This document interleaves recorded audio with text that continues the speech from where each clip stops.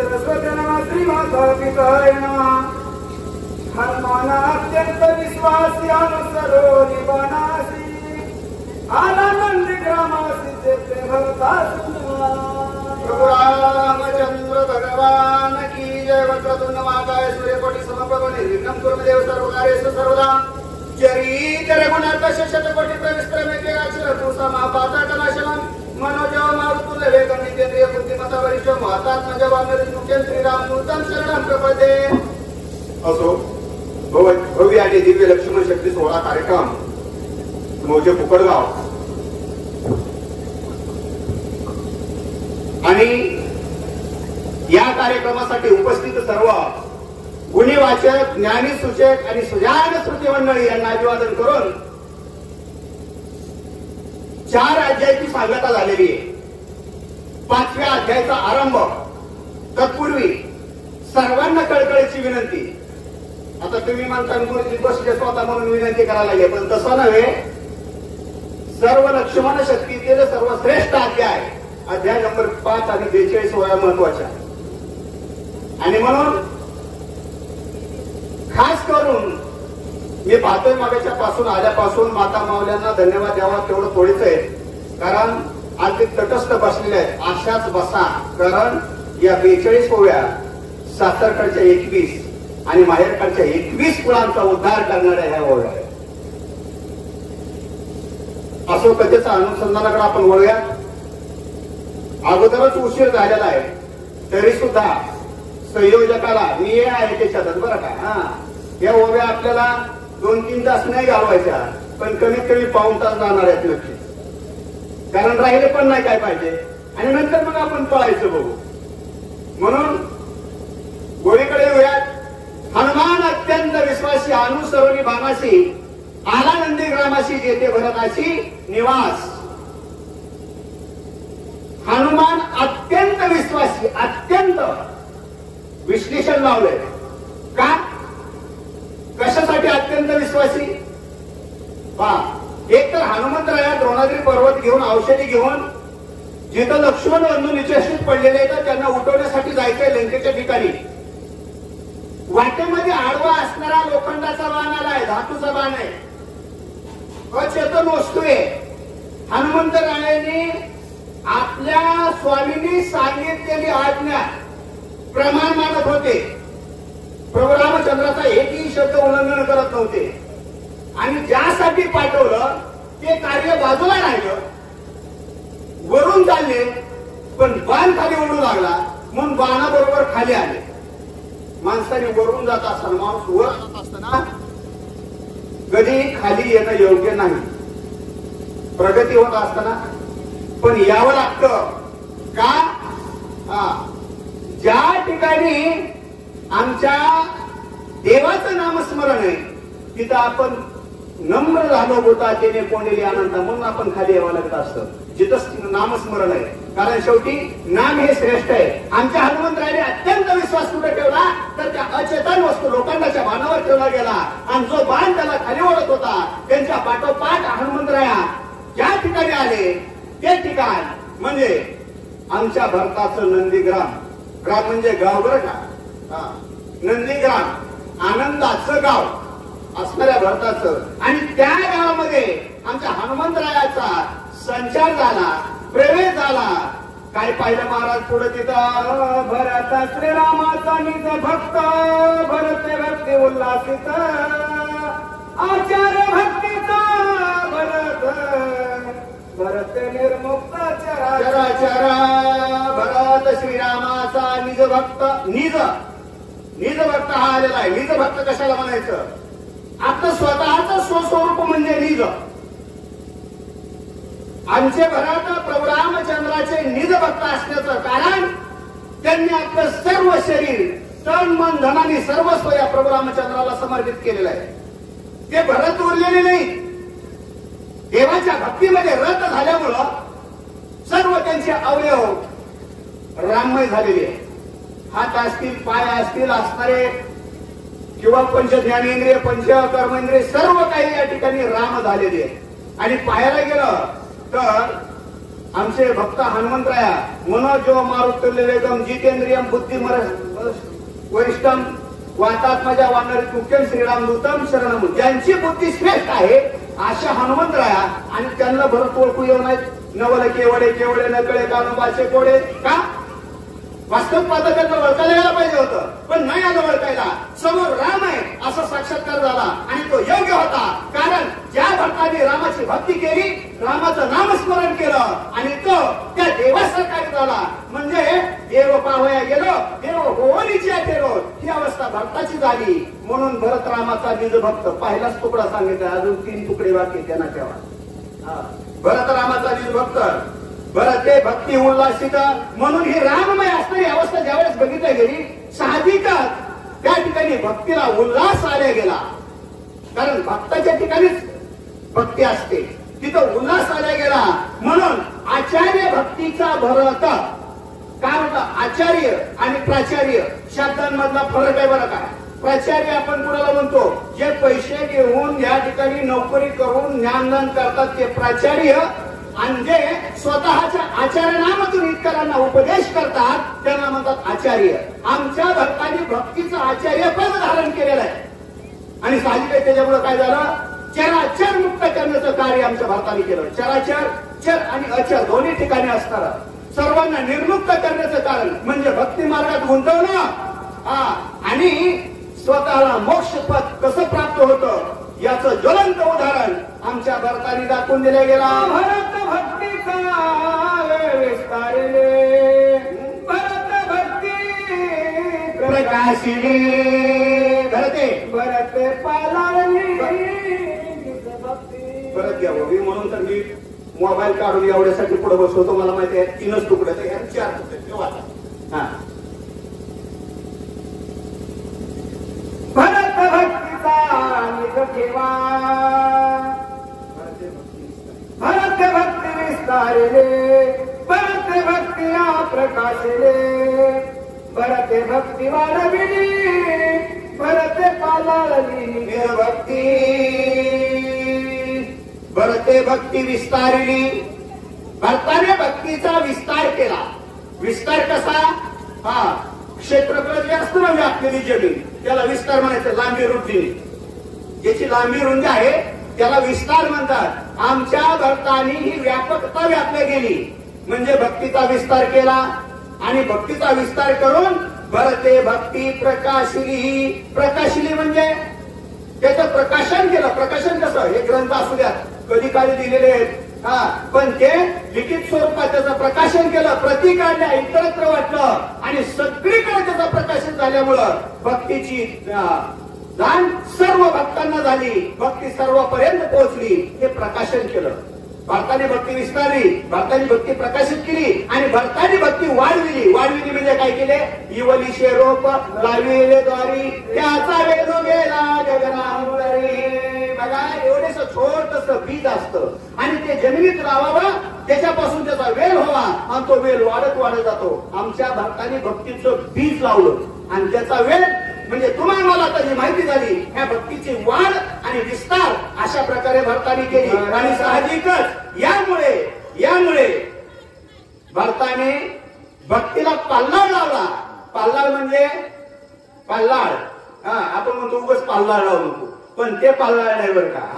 एखाद्याला वनस्पतीला जर या ठिकाणी वाढवायचं असेल तर पाण्याने त्याला सजीव करण्यासाठी पाण्याचा ओलावा द्यावा लागतो. ओलाव्याची पुढे येणार आहे ओळी, पण त्याच्या प्रकारे पाल्लाळ लावला म्हणजे सांभाळणे. एखाद्याचा पाल्लाळ करणे, पालन करणे म्हणजे सांभाळणे. अशा प्रकारे आमच्या भक्ताने भक्तीला या ठिकाणी वाढविली, जवळ केली, विस्तारली आणि सांभाळली सुद्धा. भरत भक्तीचा निज ठेवा, भरत भक्तीचा विसावा, भरत भक्तीच्या गावावर गावा भरता. काय होतंय महाराज नेमकं बघा त्याच्यात काय दिसतंय तुम्हाला. बर तो ग्रंथ पाहिजे होता, पण असू द्या ठीक आहे.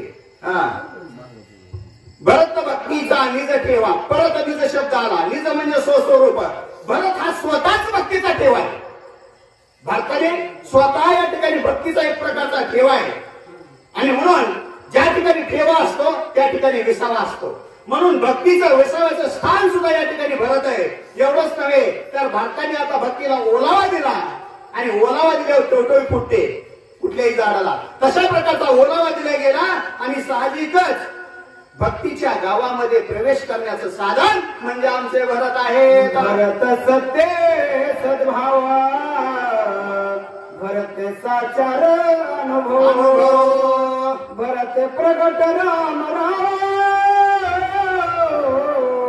सर्वत्र पाहो सर्वांशी भरत सत्य सद्भाव. सत्य म्हणजे खरा.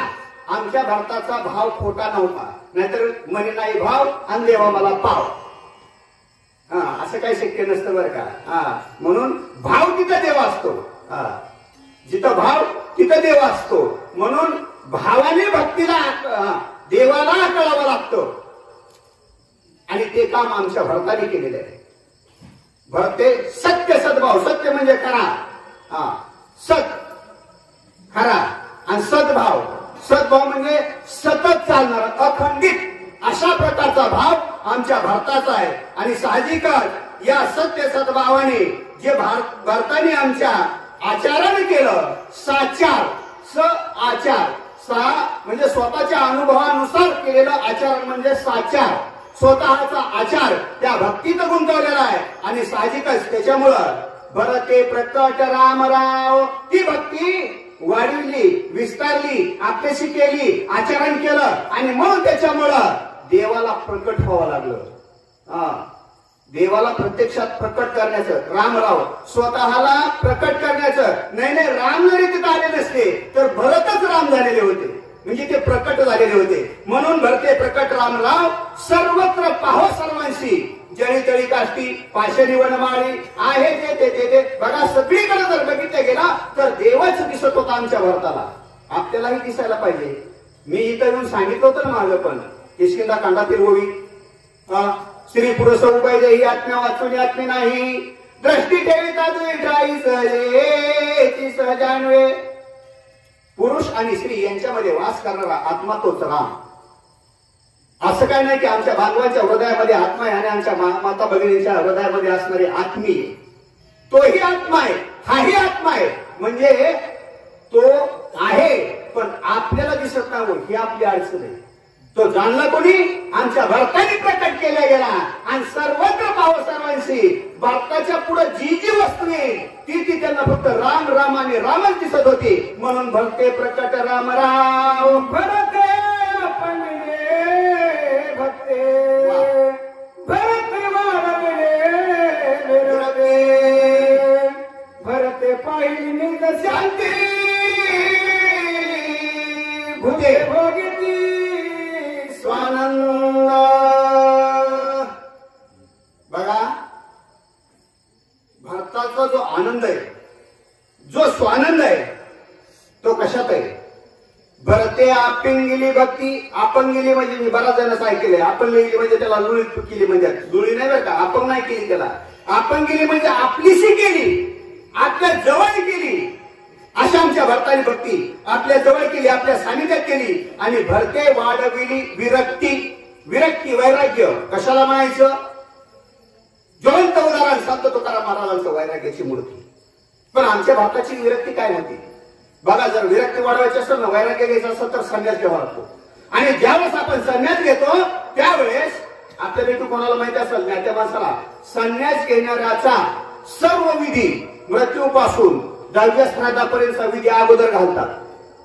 म्हणजे सर्व असणाऱ्या घरादारावर बेलपत्र ठेवून त्याच्यात मिरवले म्हणजे कुठली आशा मनशा तृष्णा पाठीमागे राहिलेली नाही.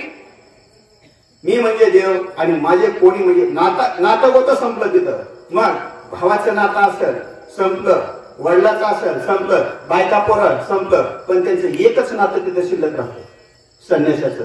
आणि ते नातं शिल्लक राहतं ते म्हणजे फक्त आणि फक्त जन्मदात्या आईचं. संन्यासी फक्त आईला मानतो. ब्रह्मचारी जरी असेल फक्त आईलाच मानतो. आणि मग भारताने आमच्या काही विरक्ती वाढवली. भारताने काय केलंय बघा. इथं उदाहरण द्यायचं झालं विरक्तीचं बाहेर उदाहरण तर भक्त प्रल्हादाने पिता सोडला वडील सोडला है की नाही, पित्याचा त्याग केला. हा, पण आमच्या भरताने आई सोडली हो. ज्या कैकेयी मातेने आमच्या भरतासाठी 14 वर्षासाठी राजगादी मागून घेतली, जी राजगादी रामाकडे जात होती, ती गादी तिकडं न जाऊ देता स्वतःच्या मुलाकडे वळवली. बघा आता गादी कोण सोडील का? इलेक्शन तोंडावर आहे. काय परिस्थिती माहिती आपल्याला? राजगादी मिळालेली कोण सोडल का? आणि ती ही स्वतःच्या सख्या आईनी. आपण कैकेयीला शिवाय देतो, पण धन्य ती माऊली स्वतःच्या मुलाचं हित ती पाहत होती.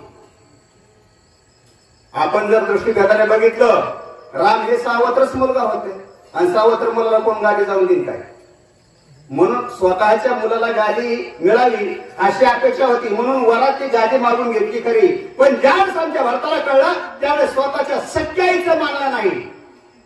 14 वर्षासाठी त्या राजगादीला ठोकर मारली आणि माझ्या देवाच्या पादुका मस्तकावर घेतल्या. भावाच्या नाही, देवाच्या. राम हे देव होते, त्यांनी देव झाला होता आणि म्हणून त्या मस्तकावर पादुका धारण करून 14 वर्ष नंदीग्रामामध्ये तटस्थ भरत राहिले. तेव्हा ही भक्ती माहिती झाली आपल्याला. हा, म्हणजे ही विरक्तीचं भांडार आहे. अशा प्रकारची विरक्ती आमच्या भक्तांनी वाढवली होती. पण आता एवढं सांगत असताना गावबाने आपल्याला एवढी सुंदर उदाहरणं दिलीत, तरी सुद्धा भारताच्या विषयी आपल्याला काय माहिती पोचली नाही पोचली ही एक शंकाच आहे. म्हणून गावबा पुढे काय सांगताय तो? मलेंद्रच्या ठाई चंदनाची पैजाळे पाहे, हेने डोंगर सर्वही केला नवलाही चंदन. गावाने आमच्या भारताला चंदनाची उपाधी दिली गेली का? पण कोणतेही नाही बरं का. आपल्याकडे लय चंदनाची झाड येतं, रक्त्या चंदन असेल, कुठला कुठला काय काय, आता त्याची नावं बी इतकी मला माहित काय तर. सगळ्या वड्यानी सगळ्या नदीच्या कडाने चंदनाची झाडं असतात, बऱ्याच ठिकाणी आहेत का नाही? पण ती नाही बरं का. इथं सांगितलं मलयाद्रीच्या ठाई मले नावाचा चंदन ज्या गिरीवर उगवला तो मलयाद्री, ज्या पर्वतावर उगवला.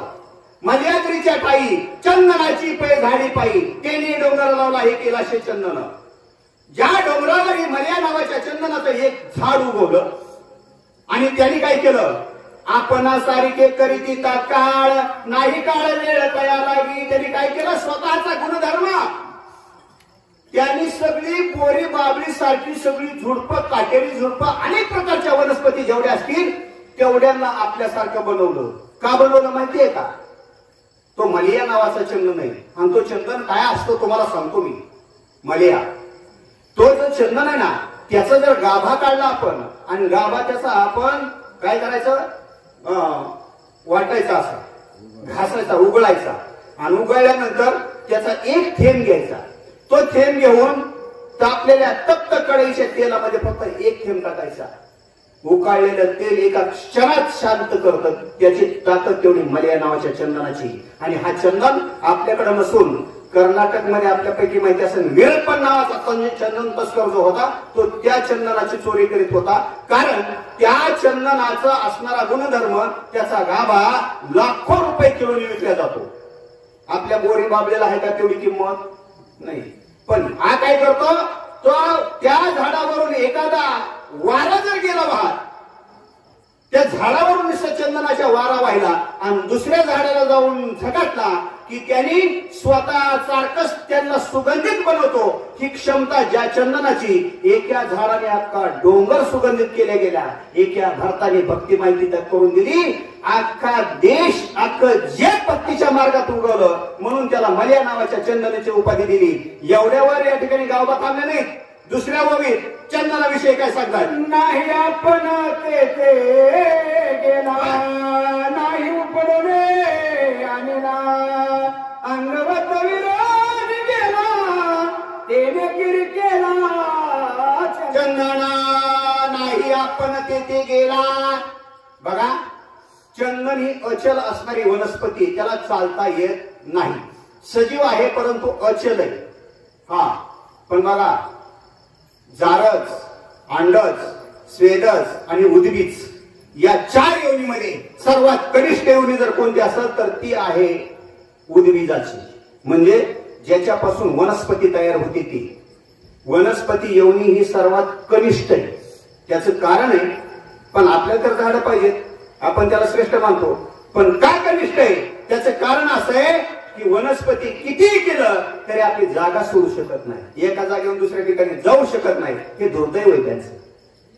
आमच्या चंदनाने जागा नाही सोडली, तो इकडून तिकडे गेला नाही आपण तेथे गेला, नाही उपडून आणला, उपटून नेला नाही किंवा इकडून तिकडे गेला नाही, फक्त त्याच्यावरून वारं आणि वारं वाहिल्यामुळं त्याच्या सुगंधाने सगळ्याला सुगंधित केलं. हे सामर्थ्य वनस्पतीचं 3ऱ्या ओवीच्या दृष्टांतामध्ये चंदनाविषयी गावबा सांगताय. एका वनस्पतीचा परिवार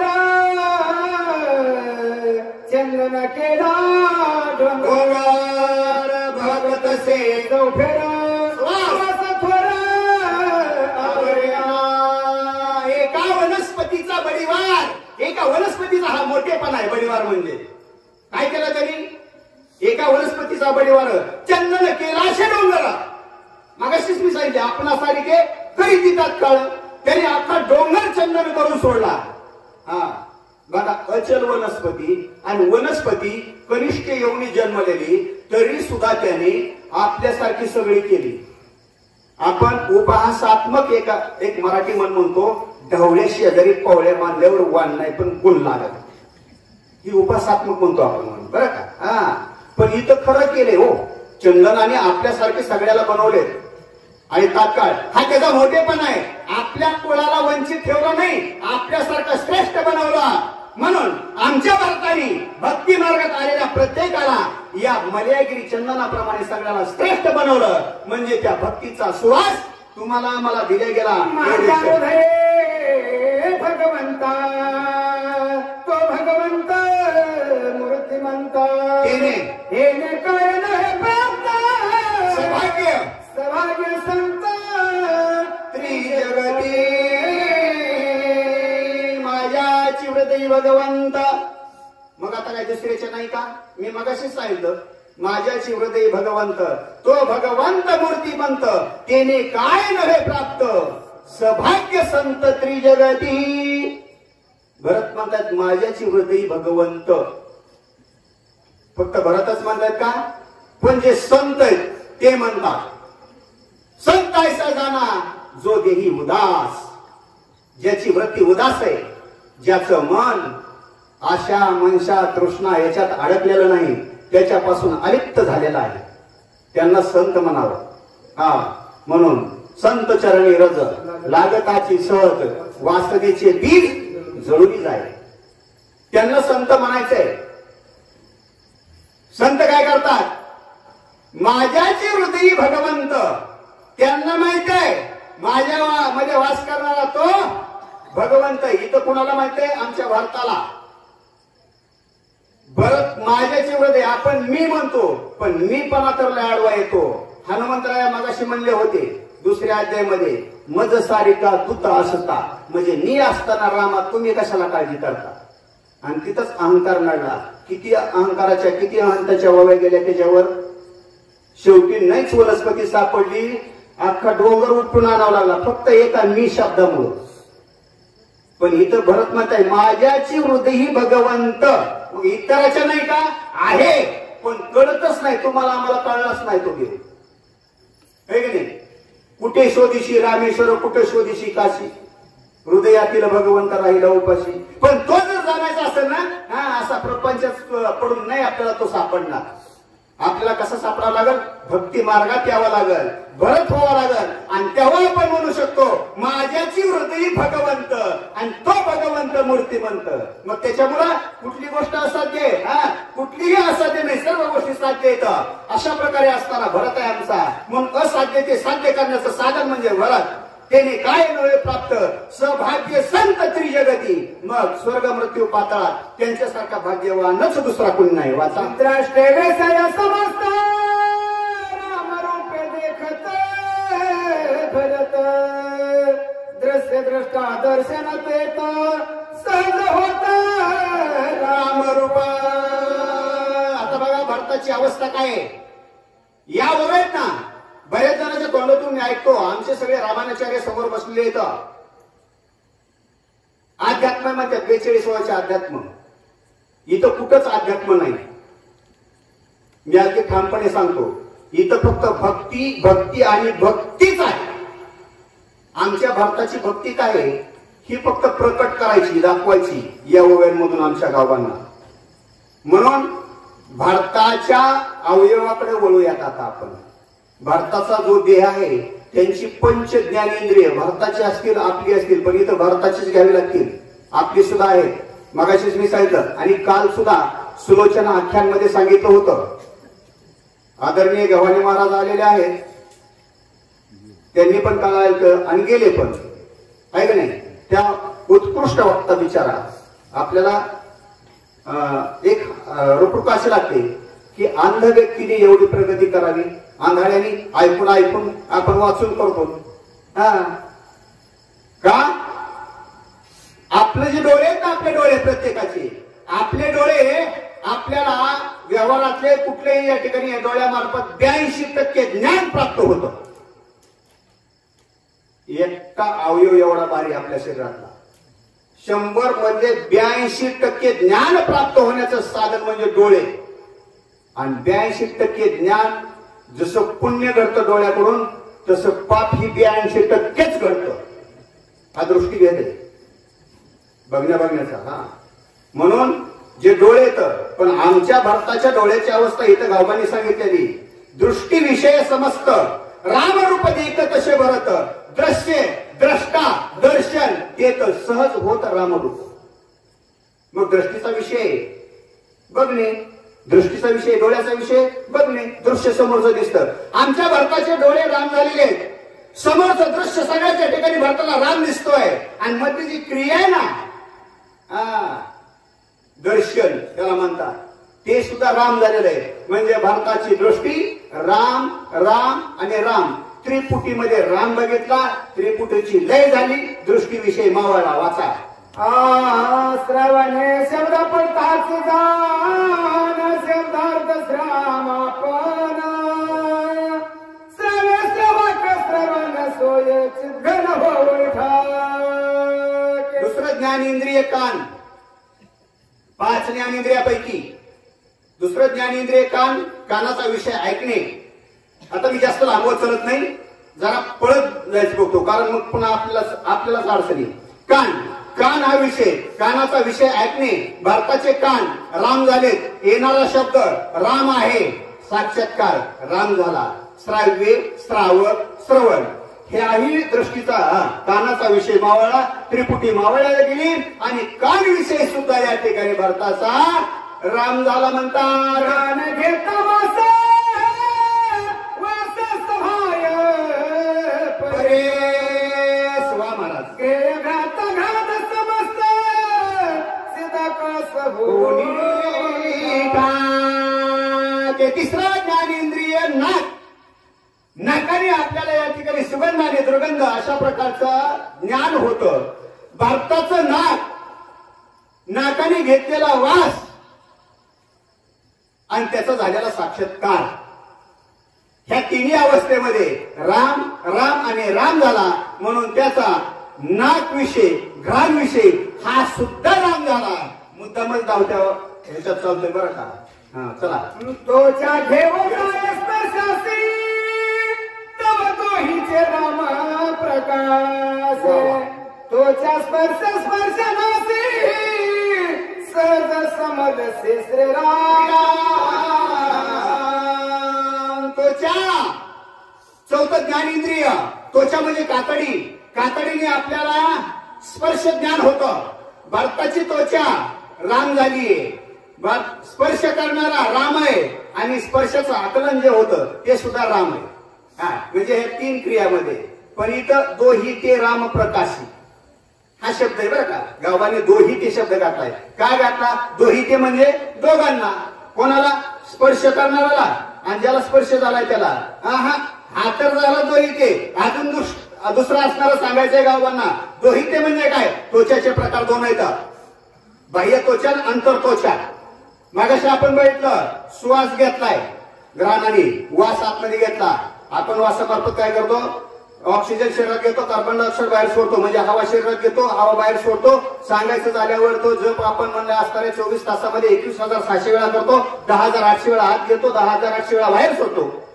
मग ही क्रिया करत असताना जो आतमध्ये गेलाय ना तो राम म्हणून गेलाय, त्याने आंतरत्वचेला स्पर्श केला आणि भारताला वाटलं इथेही राम आहे आणि तिथेही राम आहे, म्हणजे दोही ते राम प्रकाशी. अशा प्रकारची अवस्था आमच्या भारताची झाली आणि तोच्या विषयी सुद्धा राम झाला म्हणतात. घेता राम रसाचे गोळे त्रेपोटी झाली ते सुंदरी रसना रसा.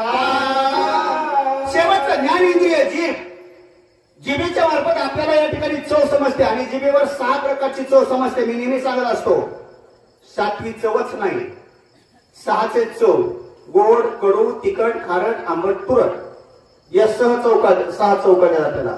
पण इथं भारताची जीभ रसना रातली आवडी घेता राम रसाची गोडी. इथं जीभ जे या ठिकाणी राम रसात गुंतली ना म्हणून 7वा रस इथं राम रस ओसंडून व्हायला. आता आपण बघा विचार करा, म्हणजे असं काय झालं होतं? भारताने काहीही खाऊ द्या, लिंबाची लिंबोळी खाऊ द्या बरं का, आवळ्याचा आवळ खाऊ द्या, इथला गुळ खाऊ द्या किंवा कारलं कडू खाऊ द्या, कुठलेही खाऊ द्या, मिरची खाऊ द्या, भारताला त्याचं ज्ञान फक्त राम खाल्ल्याचा होता. कसं? वैराग्याची मूर्ती महामेरू आमचे संत तुकाराम महाराज यांचं ज्वलंत उदाहरण. ज्यावेळेस जेवायला बसले आपल्या मेहण्या बरोबर, आवडीने स्वयंपाक केला, आवडीने स्वयंपाक वाढला, त्याच्यात मीठच नव्हतं आणि मग त्यांच्या मेहण्या म्हणले दाजी काय खाताय? म्हणले याच्यात मीठच नाही. ते म्हणले होय का? आम्हाला तर त्याची काहीच चव कळत नाही. म्हणजे भारताची अवस्था ही झालेली, भारताची अवस्था ही झाली. त्यांनी काय झालं? त्याची जीभ रामरसात गुंतल्यामुळं 6 प्रकारच्या चव म्हणजे रामच झाल्या आणि एकच विषय शिल्लक राहिला तो म्हणजे रामरस. म्हणून त्याच्या जिभेवरून रामरस ओसंडून वाहू लागला म्हणून सांगतात. कर्मयाची आरती सेवितास राम चित्त सेकते उडाली कर्माची कर्मगती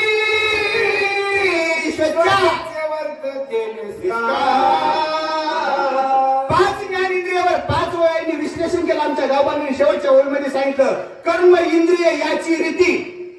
आता 5 कर्म इंद्रिय पण 5 ज्ञानेंद्रियाची उकल करून सांगितली आणि 6व्या ओळीत फक्त कर्म इंद्रियाची एकच ओळी टाकली.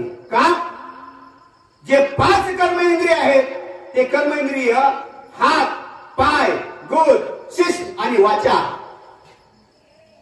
हे काम करणारे इंद्रिय तर काम. यांनी कामच करायचं. ज्ञान इंद्रियांनी ज्ञान प्राप्त करायचं, यांनी काम करायचं. म्हणजे ज्ञान इंद्रिय मालक आणि कर्म इंद्रिय नोकर.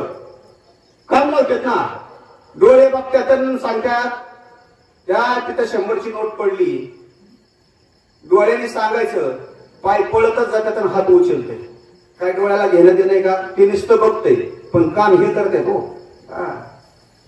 कारण प्रत्येक गोष्ट असणारी कार्य करायला लावणारी ज्ञानेंद्रिय कर्म इंद्रियाला राबवते. म्हणजे मालक येतं, ज्ञानेंद्रिय मालक येतं, कर्म इंद्रिय कामगार येतं. आणि म्हणून ज्याप्रमाणे मालक वागतात त्याप्रमाणे कामगाराला वागावं लागतं.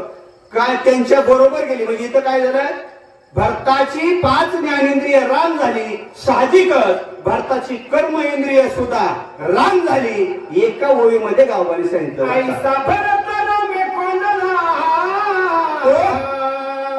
तो देशीच राम झाला. हनुमान अत्यंत सुखावला देखो लागला अपूर्वा. ऐसा भरत रामे कोंदला. कैसा? आतापर्यंत पाहिला तैसा. भक्तीने भरलेला आहे. पंच ज्ञानेंद्रिय राम झालेत, पंच कर्म इंद्रिय राम झालेत. ऐसा भरत रामे कोंदला तो देशाची राम झाला.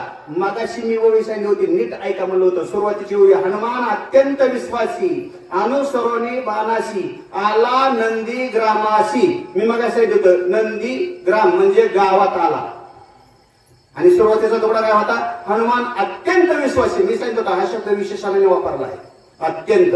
का? त्याचं उत्तर इथे आता. ऐसा भरत रामे कोंदला तो देशाची राम झाला.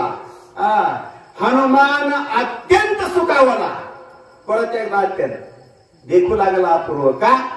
आता जे गाव होतं ते देश झालं. इथं देश व्यापकता वाढली, कारण भक्ती माहिती झाली. ज्ञानेंद्रिय कर्मेंद्रिय भक्तीमध्ये रत झालेली आहे, म्हणून देश झालाय तो. व्यापकता वाढल्या गेली, भक्ती वाढल्या गेली, आणि म्हणून समोरचं दृश्य ज्यावेळेस बघितलं आपल्या मनासारखं असं लय आनंद वाटतो. मला माझा आता तुझं पाऊस येतोय का काय, येतोय का काय, मध्ये अजून एक जात जावं लागतंय का काय, पण लय आनंद वाटला. 5 वाद्य सुरू झाला आणि तो उघडला म्हणजे समाधान वाटलं. हनुमंताच्याही मनाला समाधान वाटलं, अत्यंत सुख वाटलं. कारण का? समोरचं दृश्य त्याला हवं तसं होतं, कारण समोर रामच दिसत होता. फक्त भरतालाच नाही तर भरतामध्ये हनुमंताला राम दिसत होता. त्याचं कारण असं मगाशीच मी सांगितलं, भरताचे सगळे अवयव सुद्धा राम झालेले आहेत. म्हणून तीळ मात्र फरक राहिला नाही. ज्यावेळेस स्वतःच्या स्वामीला समोर बघितलं, ज्याचा जागृती स्वप्नी सुसुप्ती तिन्ही अवस्थेमध्ये नामस्मरण सदोदित चालू आहे, आणि तोच देव साक्षात पुढे दिसतो, किती आनंद होईल. म्हणून हनुमान अत्यंत सुखावला आणि देखू लागला अपूर्व.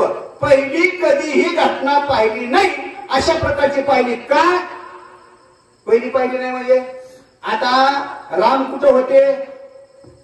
लंकेच्या ठिकाणी, रणभूमीच्या ठिकाणी, धनुष्यबाण हातात घेऊन. इथं बघितलं तर जटाधारी वलक लांबर आहे का नाही, शांत मूर्ती. म्हणजे हे शांत रसाचं प्रतीक सुरू झालं. शांत रस आहे. पाठीमाग काळणीच आख्यान झालं ते रौद्र रूप, म्हणजे ते रौद्र रसाचं होतं. तिथं सगळं मारामारी, मग तिथं स्थिरता नाही, पण इथं शांत आहे. आणि म्हणून हनुमान अत्यंत सुखावला. देखू लागला अपूर्व. नगरा भयारम वृक्षे धोनी राम राम राम रूप सकळ द्रुम प्लवंगम विस्मित. नगराबाहेर बघा, गावाचं नगर झालं आता नगराबाहेर. आतापर्यंत गाव होतं नंदीग्राम, नगर कसं झालं बघा, विस्ताराने वाढ होते हळूहळू. कुकडगाव सुद्धा मोठं झालंच की, आहे का नाही, पहिलं राहिलं का? पण इथं नंदीग्रामाचं नगरच झालं डायरेक्ट. नगर झालं म्हणजे काय झालं? नगर झालं म्हणजे तिथं सर्व सुख सुविधा या ठिकाणी परिपूर्णतेकडे आल्या, परिपूर्ण झाल्या. म्हणजे तिथले रस्ते सुसज्ज, लाईट 24 तास, पाणी 24 तास. कुठं? पुण्याला, मुंबईला, नगरात गेल्यावर. बरं का? लाईट 1 सेकंद गेली तर सगळा हलकल्लोळ माजतो. मग जिथं ह्या सगळ्या सुखसुविधा परिपूर्ण असतात त्याला नगर म्हणतात. आमच्या नंदीग्राम सुरुवातीला दृष्टीपथास आला, तिथं बघितल्यावर सगळ्या सुखसुविधा बघितल्या, परिपूर्णतेकडे आहेत भक्ती मार्गातल्या, आणि म्हणून त्याचं नगर झालंय. विवेक महाराज, नगर होण्याचं कारण हे. म्हणून नगराबाहेर आराम, हे नाही, नगराबाहेर आराम. आता आपण साधं सोपं सांगतो, तुम्ही परांड्याला जा किंवा भूमला जा, रेस्ट हाऊस असतं ना, रेस्ट हाऊस पडायचं कुठं असतो? बाहेर असतं बघा, ते आतमध्ये नसतं. त्यांचे येणारे अतिथी जे असतात ते रेस्ट घेण्यासाठी ते गावाच्या बाहेर असतं. इथं नगराच्या बाहेर आहे. आराम म्हणजे निवांत आराम करण्यासाठी काम, रेस्ट हाऊसच. इथं नगराबाहेर आराम. भारताच्या नगराच्या बाहेर हनुमंताने बघितला आराम आहे, कारण का? तिथं सगळ्या सुखसुविधा परिपूर्ण आहेत. वृक्षे दोन्ही सगळं राममय झाले. तृण्य म्हणजे गवत दगड सगळे राम राम राम राम म्हणतात. आणि जिथं राम आहे तिथं कुठलीच गोष्ट उणी नसते. हे दृष्टीपथास आलं आणि मग आराम असणाऱ्या आमच्या हनुमंताला वाटलं. देशा तुम तुमती रामे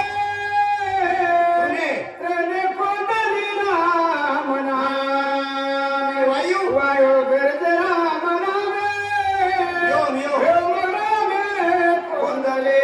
पूर्व पश्चिम दक्षिण उत्तर आग्नेय नैऋत्य ईशान्य आधार आणि ऊर्ध्व 10 दिशा कोणल्या, म्हणजे सगळीकडे नाद गुंजल्या गेला.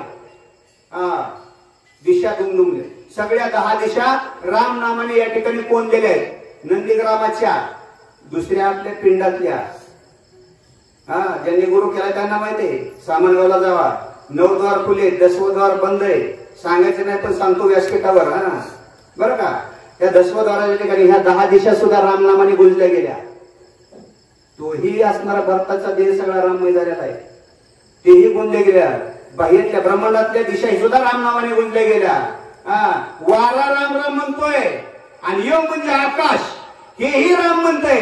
म्हणजे पंचमहाभूताने बनलेला हा देह ज्या वेळेस या ठिकाणी स्वतःच्या संगतीत येतो, भक्ती मार्गात येतो, त्यावेळेस त्याची पंचमहाभूते कशा प्रकारे राममय होतात. गावबाप पुढील 10 ओव्या पंचमहाभूतावर सांगताय. संगधरा सदर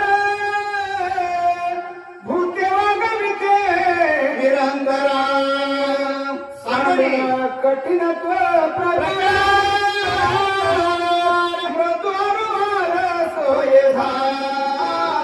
पंचमहाभूतातील आपला जो देह बनला तो पहिला असणारा पंचमहाभूत म्हणजे पृथ्वी, धरा. अंधारा ही अधर म्हणजे तिला आधारच नव्हता. कसा नव्हता? हिरण्यक्ष नावाच्या दैत्याने पृथ्वी हिरावून चाललेली होती. आमच्या भगवंताने वराह रूप घेतलं, त्याचा काटा काढला आणि आपल्या दाढेवर पृथ्वी धरली, त्याला आधार दिला, ती झाली सधर. पृथ्वी सधर झाली. मग आता आपल्या पिंडातली पृथ्वी बघायची. इथं सदर झाली पिंडातली पृथ्वी. आपल्या पिंडामध्ये पृथ्वी तत्व जर काय असतील तर हाड, मज्जा, मांस, बर का, हे जे आहेत ना सगळे हे पृथ्वीचे अंश आहेत. पण तिच्या अंगी कठीणत्व आहे. बाहेर आपण बघतो ब्रह्मांडामध्ये पृथ्वी कठीण आहे, पण पिंडातली पृथ्वी स्वतःच्या संगतीमध्ये आले आणि मुलायम झाली. मुलायम झाली, अविरुद्ध वागू लागली. म्हणजे तिचा कठीणत्व प्रकार सोडला, मुलायम झाली आणि म्हणून सगळा आपला देह कसाही ओळखतो. हे तत्व असल्यामुळं ही पिंडातली अवस्था झाली. पण एवढं नाही, गावबंदा ब्रह्मांडात ते सांगायची. काय म्हणतायत? सत्य संगती आती शांती घरे सियारे एकात्मता विस्तरली व्रत लागले. पृथ्वीचा गुणधर्म कठीणत्व. पृथ्वी स्वतःच्या संगतीमध्ये आली आणि स्वतःच्या संगतीमध्ये आल्यामुळं ती मुलायम झाली. मी नेहमी सांगत असतो, आपण सर्व बळीराजा शेतकरी वर्ग तिची मशागत करतो, नांगरतो, पेरतो, त्याला कितीही कष्ट करतो, पृथ्वीला चांगलं पीक घेतो आपण तिला मुलायम करून. हा झाला पहिला भाग. पण दुसरा, ती द्वैतभाव विसरली स्वतःच्या संगतीत आल्यावर आणि ती अविरुद्ध वागू लागली. म्हणजे स्वतःचा कठीणत्व प्रकार सोडला आणि त्याला ज्याला द्यायचं नाही त्यालाही थारा देऊ लागली. भूते वागती निरंतर. भूते म्हणजे वड्या वगळीची नाही बरं का, आपण सगळे भूतलावर वास्तव्य करणारे आपण भूत. यांना आधार देण्याचं काम आमच्या पृथ्वीने केली. म्हणजे याच्यावर कुकडगाव मध्ये सगळे रामभक्त वर्ग रामायणाला येऊन बसले. काही जण झोपायला गेले, काही जण बाहेरगावी गेले, काही जण भक्ती मार्गाकडे येतच नाही, काहींना त्याची आवडच नाही. पण आमच्या पृथ्वीने त्यांनाही आधार दिला आणि तुम्हालाही आधार दिला. म्हणजे अविरुद्ध वागू लागली. हा असणाऱ्या स्वतःच्या संगतीचा परिणाम. दुसरं पंचमहाभूतात गावबा काय म्हणतात? सत्य संगती झाले जीवना विसरून गमना ऐक्यवृत्ती सकळा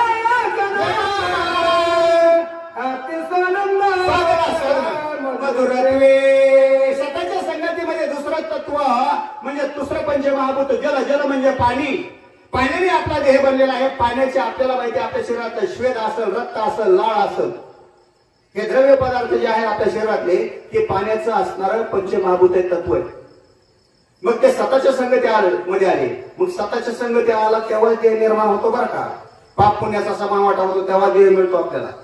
ते आल्यानंतर त्याच्यामध्ये असणारं पाणी मग श्वेत म्हणजे घाम असेल, रक्त असेल, लाळ असेल. याचं बघा पाण्याचा गुणधर्म काय तर इथे सांगितलं अधोगमना. म्हणजे पाणी चढाकडून उताराकडे वाहतं. पण ह्या पिंडात वेगळंच झालं. म्हणून ज्या असणाऱ्या नातांनी भावांतरा मांडलेलं तेच नाथ भारुडामध्ये म्हणतायत आजबाई मी नवल देखिले आणि वलसणीचे पाणी आड्याला गेले. हे की नाही?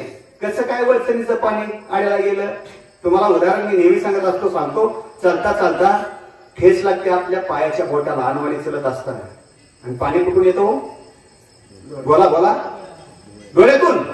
आजोबाईने नवल देखील आणि वळसणीचे पाणी आड्याला गेले, खाली लागल्यावर तिथूनच यायला पाहिजे, इथून यायची काय गरज आहे? ते अधोगमन करण्याचं विसरलं, खाली व्हायचं, ती विरुद्ध दिशेने वाहू लागलं. दुसरं सांगतो, अध्यात्मामध्ये म्हणतात तुम्ही भक्ती मार्गात थोडा अध्यात्म आहे म्हणून, तर इथं आपल्या शरीरातल्या रक्ताचा जो स्त्रोत असतो तो तळपायाकडून विसर्ग मेंदूकडे असतो बरं का. दुसरं योग साधताना आमचे स्वामी महाराज सांगत असतात, तेवढ्या काही खोलात आम्हाला कळत नाही, पण ते त्या असणाऱ्या नाभीच्या ठिकाणी मेरुदंडातून ज्यावेळेस असणारं ते पाणी कुठे त्या टाळू मार्फत रात्रीच्या 12 वाजून 5 मिनिटांनी थेंब थेंब थेंब पडजिभेवर येतं, तेही उलट वाहतं. का? स्वतःची संगती लागली आणि ते अधोगमन व्हायच्या ऐवजी ऊर्ध्वगामी झाले, म्हणजे खालून वर वाहू लागले. ही पिंडातली अवस्था, ब्रह्मांडातली अवस्था आहे का? गाये देखो रे सजना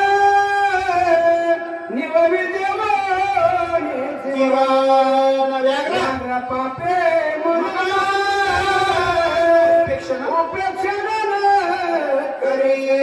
गाई चित्र शारू की वेगळा ते 20 ओमने मारू, हे नेण्याची गा करतो ये दैसे. भावार्थ रामायण आणि ज्ञानेश्वरी अगदी म्हणजे घनिष्ठ संबंध या दोन्ही ग्रंथाचा. म्हणून इथं या ओवीला ज्ञानेश्वरीतले ओवी प्रमाण म्हणून लागू पडते. गाई चित्र शहारू की व्याघ्रा ते 20 होनी मारू, हे नेण्याची का करू तो ये जैसे. पाणी असं म्हणत नाही, पाण्याचा गुणधर्म सर्वांची तहान भागवणे. पाणी असं म्हणत नाही गाय पवित्र आहे, फक्त गायलाच या ठिकाणी पाणी पाजायचे, तिची मला तहान भागवायची. आणि वाघ हा हिंस्र पशु आहे, तो दुसऱ्याला मारून खातो म्हणून त्याची उपेक्षा करायची. का म्हणत नाही? स्वतःच्या संगतीत आल्यामुळे पाण्यामध्ये झालेला परिणाम वाचा. तेजाची होता सत्य संगती आकर्षण धाक सोय प्रकाश सर्वभूती त्रिजगती माझे विचार. तिसरा पंचमहाभूत तेज. तेज म्हणजे आग, अग्नी. पहिलं तेजच आपल्या ब्रह्मांडातली अवस्था, पिंडातली अवस्था आपण बघूया. पहिलं तेज असतं डोळ्याच्या ठिकाणी म्हणून आपण पाहू शकतो, म्हणून 82% ज्ञान आपल्याला प्राप्त होतं तेजामुळे. दुसरं तेज तर कुठं म्हणतात तर जठराग्नीच्या ठिकाणी. आपण कच्च खा, पक्क खा, सगळ्याच गोष्टी शिजवून खात नाहीत तरी सुद्धा पचतात, कारण ते पुन्हा इथं शिजवतंय. ती शिजवतंय खरं. आपण बघा बाहेर जर चुलीला जाळावा किंवा आता गॅसवर आपण जाऊया, गॅसकडे. गॅसवर जर आपण म्हणले एखाद्या पातेले ठेवा, काही ठेवा, त्याला जर गपकन धरायला जावं गरम झालेलं, ते धरू देतं का हो? पण तेवढीच आग येतय आणि तरी सुद्धा ते काहीच करत नाही. आहे का? नवलच आहे का नाही? का? स्वतःच्या संगतीमध्ये आलेलं हे तेज नाम पंचमहाभूत ज्यावेळेस शरीरामध्ये विलीन झाल्या गेलं, त्याचं काम त्याने अविरत चालू ठेवलं गेलं. आणि म्हणून त्याची दहाकता असून सुद्धा आपल्याला जाणवत नाही. हा त्याच्यात झालेला बदल पिंडातला झाला, ब्रह्मांडातला आहे का? जाने प्रकाश कशी अशी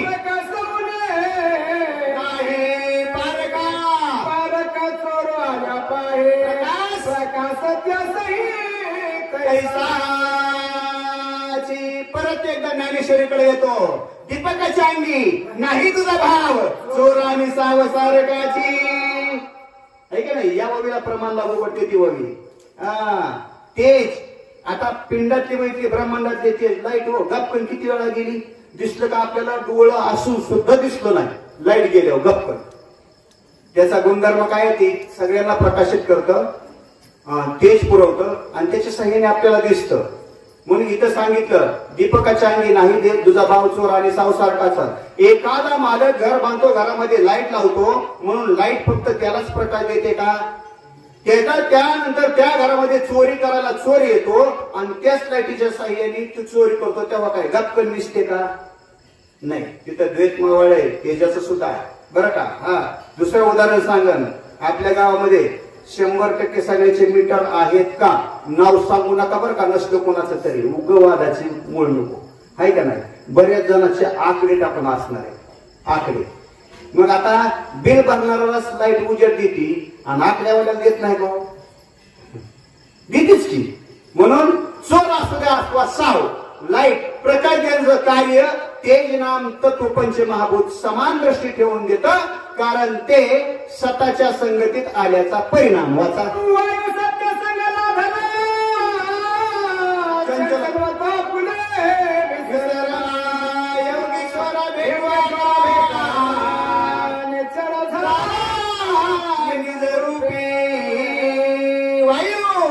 म्हणजे वारा. मगाशी सांगितलं मी 21,000 तास वेळा आपण क्रिया करतो.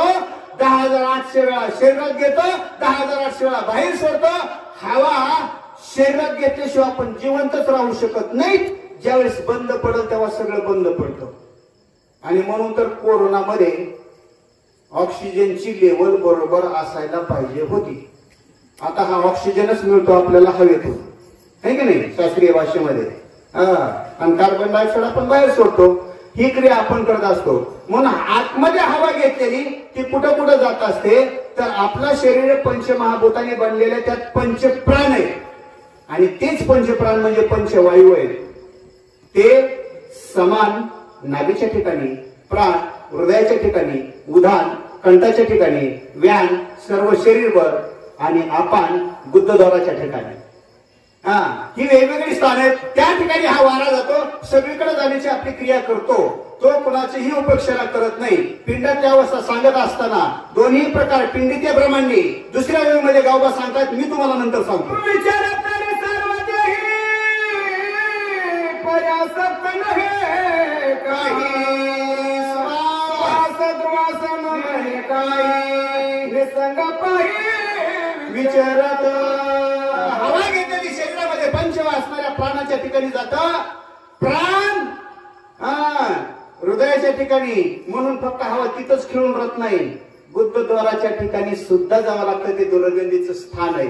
पिंडातले सांगितलं, हे ब्रह्मांडातलं सांगतो तुम्हाला.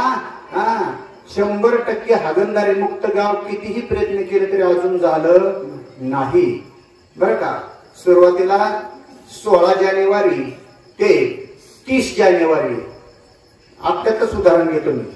5 वर्ष बावकर वस्ती द्या सोडून, पण या 15 दिवसामध्ये मी माळी वस्तीला शाळेला जात होतो. अपडाऊन करत होतो डेप्युटेशनवर इथं माळी वस्तीला. आणि सांगायला नको, इथून पुढे गेल्यावर त्या वड्यापर्यंत काय अवस्था आहे तुम्हाला माहिती आहे का नाही. इथंच उदाहरण घेऊया, बरं का. ते तिथं शेजारी. आणि इथं आपण पोती वाचतो. अगरबत्तीचा सुगंध आहे, फुलांचा सुगंध आहे, सुगंधी सुगंध आहे. म्हणून काय हवा फक्त इथंच आहे का हो? जाऊन बघा बरं. आता इथं बी आहे तिथं बी आहे. सुवास दुर्वास नेहमी काही, त्याला काही घेणं देणं नाही. स्वतःच्या संगतीमध्ये आला, द्वैत विसरला, सर्वांना समान दृष्टी ठेवून वागू लागला. वाचा सत्य संगला धरा खोपुने पै कोणा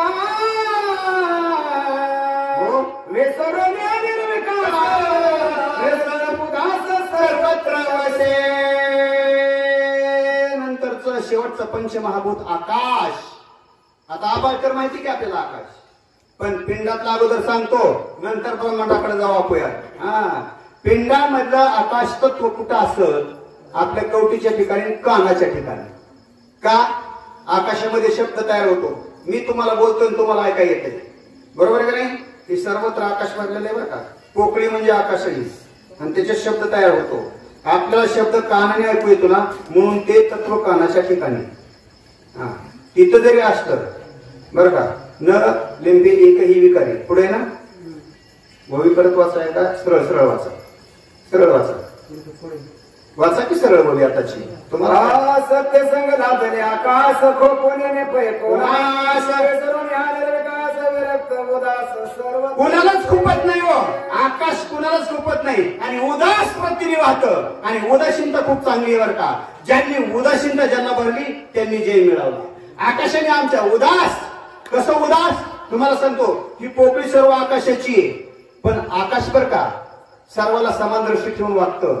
बघा, रिकामा भांडे, रिकामा भांडे, इथं तांब्या पडलाय. त्या तांब्यामध्ये अर्धा तांब्या पाणी बर का, आणि अर्धा तांब्या रिकामा आहे. पण ते रिकामा नाही बर का, त्याच्यात आकाश सामावलेलं आहे. पण पूर्ण तांब्या मोकळा होता आतापर्यंत. त्यात अर्धा पाण्याने भरला. पाण्याने त्याची जागा व्यापली, आकाशाने आपली जागा दूर केली. त्यांनी त्याच्यात मन गुंतवून ठेवलं नाही की मला तू इथं आला वय, मी बाहेर जातो. हे उदास वृत्तीने वाहतंय आकाश. हे आकाश तत्व असं आहे की त्याला उदासीनता आहे. म्हणून इतकीही उदासीनता जरी असली ते कुणालाही खूपत नाही. म्हणजे उन्हाळ्यामध्ये ऊन असलं तरी ते तापत नाही, पावसाळ्यामध्ये पाऊस असला तरी भिजत नाही आणि हिवाळ्यामध्ये थंडी असली तरी काकडत नाही, ही अशी अवस्था असताना पुढचेच आकाश पंचमहाभूतावरच्या ओळीमध्ये सुंदर दृष्टांत आहे, तुम्हाला सांगतो, समजा मी वाचा. आपोल्याने शेतवस्न प्रजने धारी न लिंपे काही विकारी सत्संग थोरे येवडी. या ओळीचा अर्थ सांगतो. तत्पूर्वी मी इथं 6-6:30 आलोय, तेव्हापासून बघतोय काय आम्ही घोडे मारले व्यासपीठावर बसणार आणि आम्हालाच काही माहित नाही. मग काका असतील, वाचक सूचक असतील, मी असल चहावाला येतो तिकडं पळतो, आम्हाला एकदा बी चहाला नाही राहू गेलात का चहा येतं बसून व्यासपीठावर, हाय का नाही? घसा ताणू ताणू पुकारतो, ती करतो, एकदा बी चहा नाही आला. किती नवल आहे बरं ती. असं द्या, विनोदाचा भाग आहे तो. मी आकाश तत्व सांगतोय तुम्हाला. न लिंपे एकही विकारी. आकाशाचं तुम्हाला तत्व सांगत असताना सांगतो, आकाश तत्व कसं आहे, आकाशामध्ये 3 ऋतू आहेत, उन्हाळा, पावसाळा, हिवाळा, आणि त्याला जोडून उप ऋतू 6 आहेत. हे की नाही? 3 मुख्य ऋतू, 6 उप ऋतू. जास्त खोलात जास्त लागत नाही. हे आकाशामध्ये ते कुठल्याही विकारात गुंतत नाही. उन्हाळ्यामध्ये उन्हाळा असू द्या, पावसाळ्यामध्ये पाऊस असू द्या, हिवाळ्यामध्ये थंडी असू द्या. हे झालं ब्रह्मांडातलं, पिंडातलं. बघा, आपल्या पिंडातले 3 ऋतू, हिवाळा, उन्हाळा, पावसाळा. उन्हाळ्यामध्ये ऊन आहे ना, आपल्या शरीरात जठ लागण्याची दाहकता म्हणजे ऊन आहे. आपल्या शरीरामध्ये पाणी म्हणजे द्रव्य पदार्थ, लाळ असेल, रक्त असेल, मगाशी सांगितलेलं ते पावसाळ्याचं द्रव्य पदार्थ म्हणजे पावसाचं. आणि तिसरा म्हणजे असणारा ऋतू म्हणजे हवा, गारठा. मगाशी मी सांगितलेलं श्वासाने घेतलेली हवा, बाहेर सोडलेली, हे 3 ऋतू एकत्र नांदतात. कोणाचीच कुणाला पीडा नाही पिंडामध्ये. ब्रह्मांडात काय होतंय, ब्रह्मांडामध्ये हवा आली की आग भडकती आणि पाऊस पडला की आग निविष्टोय. पण ही इतर असते तरी कुणाचीच कुणाला अडचण नाही. दुसरी गोष्ट, न लिंपे एकही विकारी. मी 6 उपऋतू सांगितले तुम्हाला, आणि 6 उपऋतू म्हणजे 6 विकार. काम, क्रोध, मद, मत्सर, दंभ, अहंकार, हे 6 रिपू. हे विकार नाहीत, हे षड रिपू. मग विकार कुठले? अस्थिपासून नश्यंतीपर्यंत जो जीव जातो 6 दशेतून त्याला विकार म्हणतात. म्हणजे गर्भावस्था, जन्मावस्था, बरं का, म्हणजे बाल्यावस्था, तारुण्यावस्था, त्याच्यानंतर प्रौढावस्था, वृद्धावस्था आणि मृत्यू. ज्या 6 स्टेप आहेत, या 6 स्टेप न लिंबे एकही विकारी. म्हणजे आपला भक्ती मार्गात आलेला देह ज्यावेळेस आपण देवाला समर्पित करू ना, मग ह्या 6 दशा जरी असला विकार, एकही विकार आपल्याला बाधत नाही. त्याला स्वतःचा संग लागतो, भक्ती मार्गात यावं लागतं, भरत माहिती करून घ्यावं लागतो, तेव्हा तो विकार आपल्याला बाधत नाही. गावबा सांगतायत, वाचा.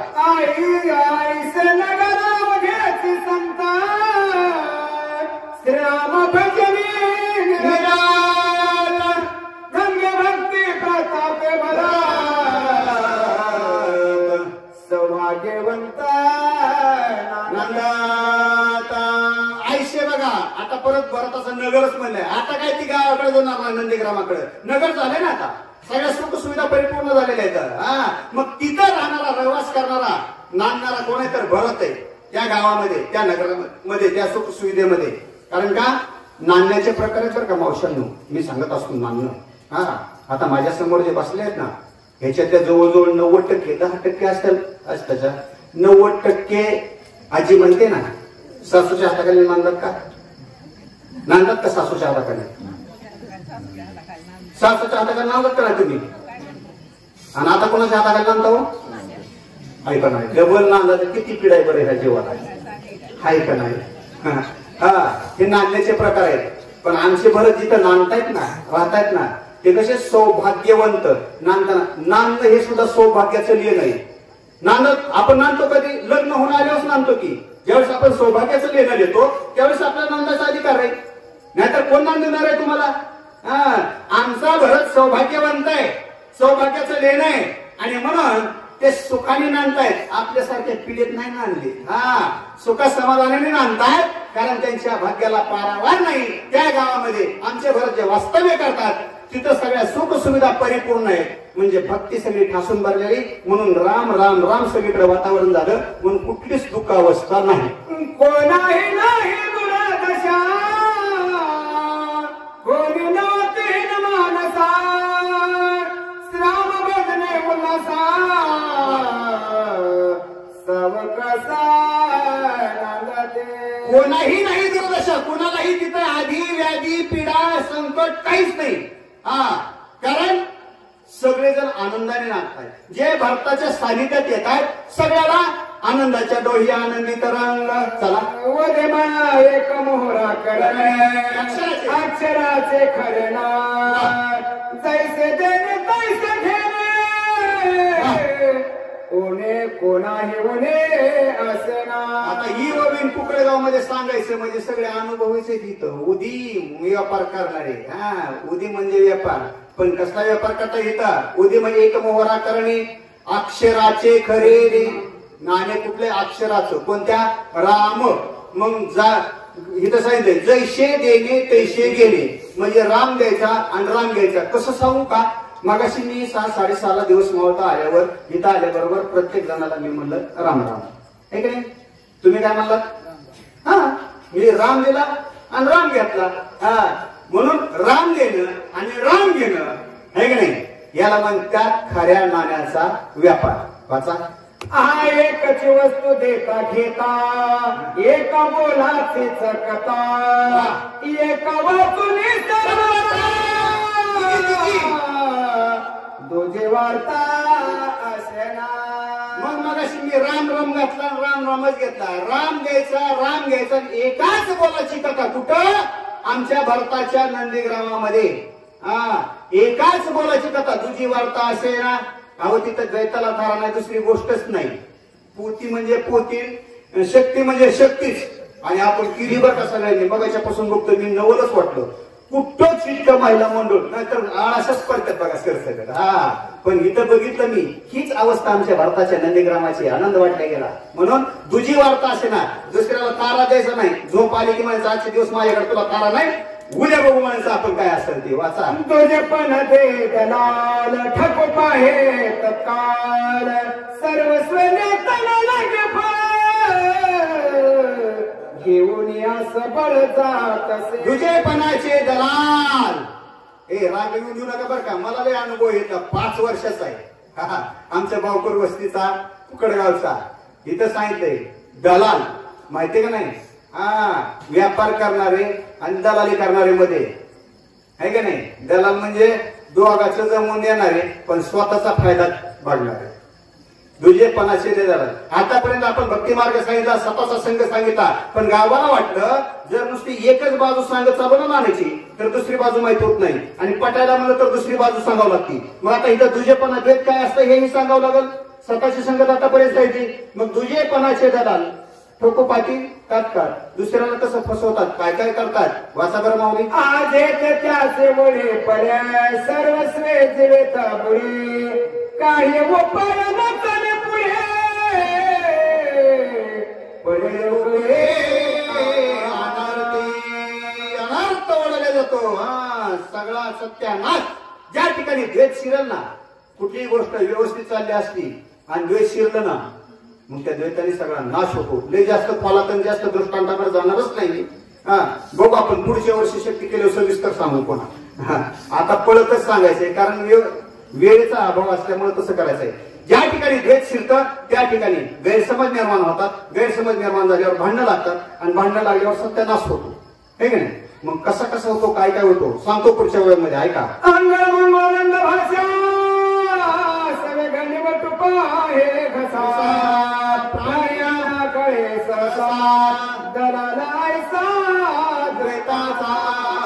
मग नेमकं द्वैताचा दलाल असतो तरी कसा मग त्याचं प्रमाण देऊन सांगितलं गावबांनी इथं.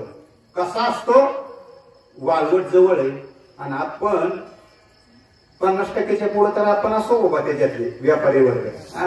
मग ते काय म्हणतात अंगळू मंगळू नंद भाषा 5 वर्ष भावकर वस्तूवर राहिलो. 5 वर्ष त्यांचा व्यापार बघितला. चुकून सुद्धा मला त्यांच्या तोंडातून एकदा बी ती भाषा शिकायला मिळाली नाही, ऐकायला मिळाली नाही. ती बाजारात बोलत असते, कुणी माझ्याजवळ शाळेत वर्गात येऊन बोलली नाही तर बरं का. पण ती भाषा शिकवली कुणी माहितीये का? ढवळे शेजारी पवळे मागला वन नाही पण गुण लागला. व्यासपीठावर ही गोवी आल्यावर सांगायची कशी अडचणच की. आता तुम्हाला माहितीये आमच्या वस्तीवाल्यांचं उदाहरण आहे का नाही. मी काय शिकवलेल्या लेकरांना तुम्हाला माहितीये. आज मी आबामानाने कॉलर ताट करून बाहेरगावी सांगत असतो. 14 लेकर 4 वर्षात जर सैनिकी विद्यार्थीला असतील, विद्यार्थी जर सैनिकीला असतील तर ते तमांचे सरचे. बरोबर आहे का नाही? हे शिकवलं मी इथं. मग ती भाषा कशाला शिकवावी मी? आहे का नाही? अवघडच आहे की मोठं. पण अहो आपण खिजून का म्हणा ह्या डावळ्या शेजारी पवळ्या बांधला, वन नाही पण गुण लागला. आता ही वाचक असलं, मी सूचक असला, ही ओवी मध्ये यायची. महाराज लय अडचण वाटते हो का. अंगळू मंगळू नंद भाषा. अंगळू मंगळू हा शब्द कर्नाटकी, पण आपल्याकडचा अंगळू मंगळू भाषा यांनी मला शिकवली बरं का. सांगू का कोणती शिकवली ती बरं का. कोणाला पोचतील सगळेजण. शिकऱ्या, डुबरा, उन्हा, बट, ढाला, सबई आहे का नाही. ही भाषा म्हणजे आंदोलन. काय कळलं तुम्हाला माता मौल्यानो? मी ही भाषा बोललो काय कळलं? काही नाही आहे का नाही. मला बी नाही कळलं बरं का. काय नाही कळलं? ही आंघोळ मंगोळू भाषा आहे. इथलं ही आंघोळ मंगोळू. आणि ही आंघोळ मंगोळू यांच्याकडनं शिकलो ही ओवी सांगायसाठी. आता त्यांना माहितीये मग ते काय पाहतात. निवटू पाहे घासा. कसं प्राणी या न कळे सहसा गमजा घेतात, हातावर टाकतात, आतमध्ये बोट चापतात. त्याच्या दोघालाच माहित असतं काय असतं ते. आणि मग घेणाराचा हजाराने घसा कापतात. आणि मग ते अनर्थ ओढवला जातो आहे का नाही. अनर्थ घेणारा जाणारा फसवलं म्हणजे ही झाला भाषा. ही भाषा आमच्या गावाने सांगितली आहे बघा. कधी या ठिकाणी रामायण करून ठेवले आमच्या नात्यांनी.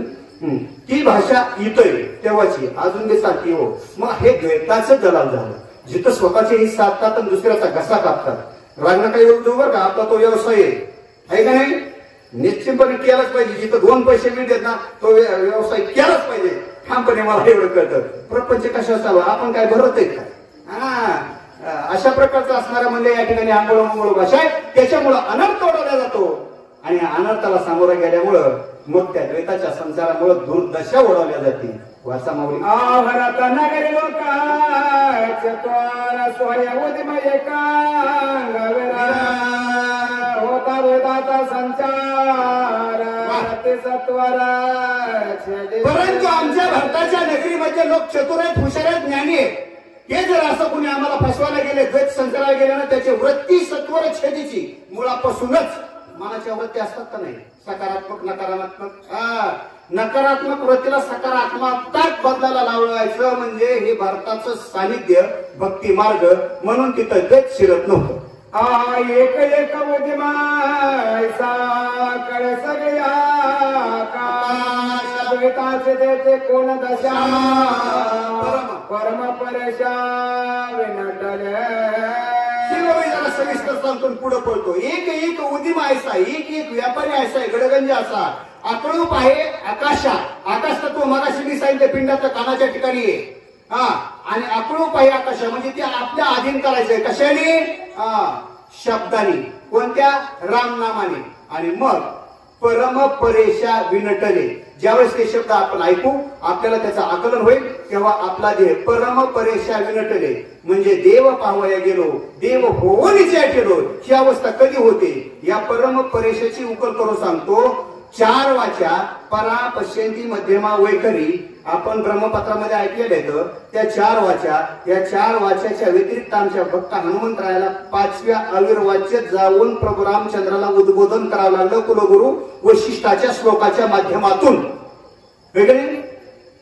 रामायणातच प्रमाणे तिथं जावं लागलं, अविर्वाच्यात जावं लागलं. अविर्वाच्यात का तर परेच्या पलीकडे ते देव गेले होते समाधी अवस्थेत. ज्यावेळेस आपण बरं का आपण फक्त ही जी वाचा आहे ना परापश्यंती मध्यमा वैखरी, आपण वैखरी सोडून मध्यमाकडे सुद्धा जाऊ शकत नाही. ते योगी जातात समाधी लावतात ते. आणि परंपरेच्या विनटले. पण इथले लोक भारताच्या नगरीतले परेशाला म्हणजे परेच्या पलीकडे गेले आणि तिथं जाऊन लगटले. म्हणून देव पाहावया गेलो, देव होऊनच गेलो है नाही, स्वतःच देव झाले अशी अवस्था. का? कारण एक एक उदिम आयसा, तिथला एक एक व्यापारी असा आहे, तिथं खोटं नाणं नव्हतो. राम द्यायचा राम द्यायचा होता, म्हणून त्यांची दशा परीक्षेला विनट्यापर्यंत म्हणजेच मिळण्यापर्यंत प्राप्त झाली. कथा कीर्तन चौफेरे घात राम कीर्त गजरे तुषारे. त्या ओवीची अनुभूती अनुभव या ओवीची बरं का. हाट वटिये चौफेरे कथा कीर्तन गजरे. हाट वटिये चौफेरे म्हणजे कुठं माहितीये का? रस्त्यानी, वट्यावर, कट्ट्यावर, बाजारात, सर्वत्र हाटवटिये चौफेरे कथा कीर्तन गजेरे. कुठं कथा कीर्तन गजेरे कशामुळे? पण या ओवीची अनुभूती कळती सांगतो तुम्हाला मी, एका शब्दात सांगतो. 22 जानेवारी 2024 काय झालं त्या दिवशी? वा, काय झालं? आपलं राम मंदिर आणि तो सोहळा. आणि त्या दिवशी ना गावागावात, प्रत्येक गावात, प्रत्येक ठिकाणी सारखी सर्वत्र रामकथा चालू होती. ह्या ओवीप्रमाणे ही कथा या असणाऱ्या नंदीग्रामात 22 जानेवारी प्रमाणे चालू होती. वाच. आनंद भरताच्या मने गेले शून्यत्व बुडवून चैतन्य घन होऊन निर्विकार जनिस्तो स्थिरा. आनंद भरताच्या मने गेले शून्यत्व बुडून. ती आद्य शून्य, मध्य शून्य, अंत शून्य तसलं नाही आपल्याकडे. आपण सरळ सरळ शून्य म्हणजे काय? शून्य म्हणजे काहीच नाही, हे की नाही? शून्य म्हणजे काहीच नाही, आणि काहीच नाही म्हणजे काय असतं? आकाश आहे, दिसतंय का? नाही. ही सर्व पोकळी दिसतीये का? नाही. व्यापकता सगळीकडे भरली, पण जाणवती का? नाही. म्हणजे काहीच नाही ना. मग भरताचा सुद्धा आनंद या गगनात भरून गेला, आकाश पोकळीत भरून गेला. म्हणून आनंद भरताच्या मनी गेले शून्यत्व बुडवून. सगळं शून्य लोप पावले गेलं, आणि मग आनंदमय काय झाली? सुस्थिर आणि सगळीकडे असा आनंदाच्या डोळी आनंदी तरंग अशी अवस्था आमच्या भरताची झाली. म्हणून सांग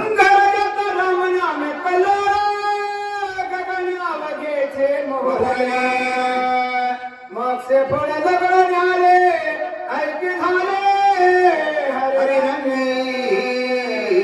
सगळीकडे राम नामाचं कथा कीर्तन गजर चालू होतं. सगळीकडे कथा कीर्तन गजराच्या राम नामाच्या जोरावर आकाशामध्ये शब्द तयार झाला. मोक्ष फळ लगडून आले. मग ती मोक्षाची फळे लगडून कशी? शब्द तयार झाला, कानाने ऐकला, कायापालट झाला, आणि मोक्ष प्राप्ती होण्याचं साधन प्राप्त झालं. कारण का? नवविधा भक्तीमध्ये सर्वश्रेष्ठ भक्ती जर कुठली असेल तर ती श्रवण भक्ती, ऐकण्याची. आपण जाणतोय कमाले का नाही, मांडी मोडली नाही. याला श्रवण भक्ती म्हणतात, आणि श्रेष्ठ भक्ती आहे बरं का. ती कथा ऐकली माऊल्यांनो, सांगतो, कथा ऐकली, प्रत्येकाच्या तोंडून ऐकली, रामायण ऐकलंय, है की नाही? हा एक ठेवा आहे. भारताने मागाशी जो निज ठेवा ठेवलाय, हा ठेवा तुम्ही साठवलाय. एवढे मती याची बरं का. आणि मग असा ठेवा आपल्याला अंतकाळी शेवटी काम आहे. काही येणार नाही, बँकात किती पैसे हे तुम्हाला बघणार नाही. पोरं बाळ, लेकरं बाळ, कोणी नाही रे कोणाचे. शेवटी अंतकाळी काय? हा ठेवा येणार आहे. म्हणून ह्याच्यामुळं मोक्षाची फळं लग्न आहे. म्हणजे हे ऐकलं, कायापालट झाला, आणि ऐकल्यामुळं नका का वाचता येणार, नका का सांगता येणार, पण ऐकल्यामुळं कमीत कमी देव कसा असतो, देवाची प्राप्ती करून घेण्याचं साधन म्हणजे श्रवण भक्ती, म्हणजे मोक्षाची फळं आपल्याला प्राप्त कर झाला.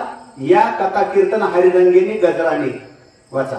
देखता नगरावला तांका कपी स्वानंदे डुलात पुढे पुढे देखील भरला अति विस्मृत सोयथा.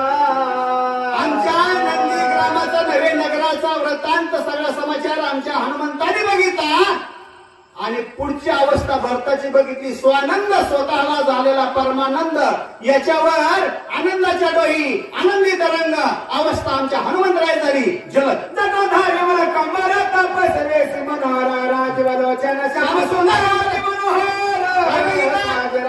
जटाधारी जटाने जटा वाढलेले वरकलांबर कसा राजस सुकुमार मदनाचा पुतळा ठाणमाना गुण नावाने कळे विषय प्रसाद वदना कथा कपेवत विज्ञान गुणंदाना येते काला अर्थ संपलाय म्हणून जलद चालतोय बघा. हा ठाण मान गुण लक्षण हा जसा राम तसा भरत पण माहिती नाही बघितलं आनंद वाटला. मनोमय करो निनमाना रण पुरुषार्थ क्षोभोन काय बोलता कपिनंदन कोण विघ्न तुझा आले. जाता जाता झोपेचा परिहार दूर करण्यासाठी एक दृष्टांत सत्य घटनेवर सांगतो ववीला अनुसरून आणि पळतच सोडतो. काळजीच करू नका तुमच्यापेक्षा काळजी मला आहे.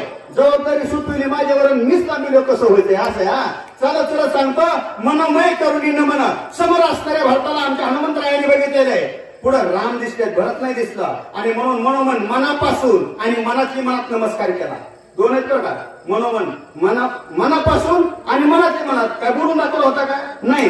हरिभक्त परायण वैकुंठवासी सुदाम महाराज खंडागळे आपल्या गावचे लाडके आहे का नाही कीर्तनकार आणि त्यांचे हे पुतणे बरं का जनक महाराज खंडागळे मात्रेवाडीकर त्यांचे पुतणे. त्या महात्म्यांनी आमच्या इथं हरिविजय ग्रंथ लावलेला होता आणि हरिविजय ग्रंथ लावताना खूप अवघड ऐकायला आम्ही लहान होतो त्यावेळेस खूप अवघड वाचायला. तो 4 तुकड्याचा एकच ओवी आणि तो ग्रंथ वाचत असताना एक वाचक नवीन होता आमच्याकडचा. त्याने वाचताना मगाशी ह्यांनी जसे 3 तुकडे वाचले मला मोबाईल द्यावा लागला ना तसे त्याने पट्टेने 3च तुकडे वाचले. सुद्धा महाराज म्हणले 4था तुकडा राहिला ओवीचा संदर्भ चुकतोय आणि मला नाही वाचलाय मला बी म्हणले वाचलाय का हो तुम्हाला मला विचारलं नाही म्हणलं त्यांना काय विचारता मी वाचलाय म्हणला का वाचला रे म्हणला मी मनातल्या मनात वाचला. म्हणजे काही लोक मनातली मनात गोष्ट करतात. आमच्या हनुमंतरायांनी मनातली मनात आणि मनापासून प्रभू रामचंद्र समजून भारताला नमस्कार केला. दुःखाचा आराम सांगला युद्ध तत्व केला. अरे जगाच्या कल्याणा संतांच्या विभूती दे कष्टविधी करो करा तू जगाच्या कल्याणासाठी आराम म्हणतोस ना पण तर दुःखाचा आराम वाटू लागला गेला.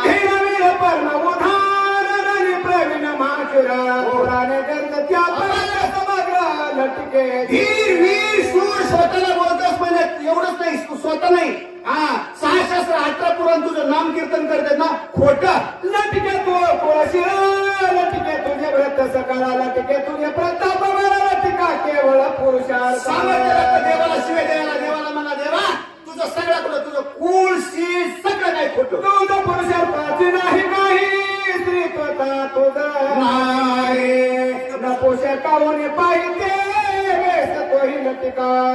महाराज ऐका बरं का एवढी अजून मी सांगतो जलद सांगतो.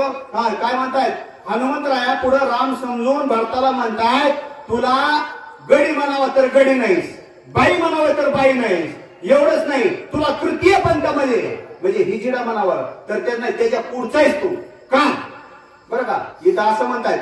पण दुसऱ्या गोष्टीने का दुसऱ्या अंगाने आपण विचार करूया परमार्थिक अंगाने तुझं सगुण म्हणू की निर्गुण रे तू सगुण स्वरूपात नाहीस ना निर्गुण निराकारत नाहीस नाही कुणाला कळला द्यावा तू. लटके तुझी धरती कीर्ती लटके तुझी स्वैरे शक्ती लटके तुझी स्थिती गती लटिका धरती कीर्ती स्मृती सगळं काही देवा खोटं. व्रताची वरविले नाम व्रता तुझे नेम धर्म व्रता तुझे धर्म रघुत्तम व्रता. खोटं स्वतःचं नाव वाढवलं म्हणजे खोटा धर्म आचरायला लावला या ठिकाणी लोकांना पराकाष्ठा करायला लावल्या. काय एवढा तास ते तुका पुरुषार्थ केला ते तुका वायाची वाढवेला क्षण मात्र बोला लाविला सांडेला सोने जेवढा पुरुषार्थ केला तेवढा वाया गेला. कारण विकल अवस्थेत बंधू लक्ष्मणाला सोडून इथं कशा सुग्रीव सांगलं ते रामाने घात करावया. विभीषण आहे सुग्रीव राजा म्हणजे 18 पंजे 72 कोटी 56 कोटी गोळांगुळ सगळ्याला अनाथ सर्मान गोळांगुळा घेऊ शकतो ब्रह्मांड गोळ काय रावणाचे बळराने सकाळ एक गोळांगुळ म्हणजे लाल तोंडाचं माकड आणि एक असे रावणच काय हक्क ब्रह्मांड गुळू काही कर्म याचा विक्रांती सांगून सत्वर पळला शेतूर गुळीला बाला सावर धारेला विकार अवस्थेत सौमित्र बंधूला तिथं सोडला इथं कशाला औषधी ते ओठोनी सौमित्र म्हणजे औषधी आणि तो लक्ष्मणाला उठवत होतो. राम थोर अन्याय केला विकार बांधू झाली कथा भरतरी तिथं झाला पाहू लागला का अन्याय करू नाही बरं का दुसरं म्हणजे तू केला. भरताने ऐकलं आणि भरत तटस्थ होऊन बघू लागलं.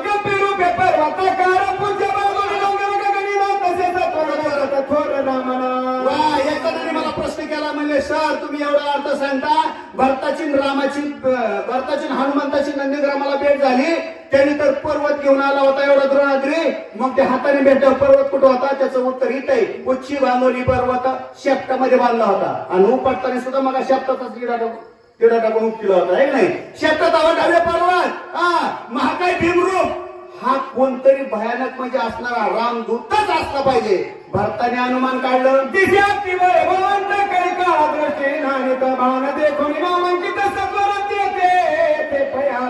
कुणाच्याही बापाला ऐकत नव्हता, फक्त राम नामांकित बाण बघितला आणि इथं आला. भरताला वाटलं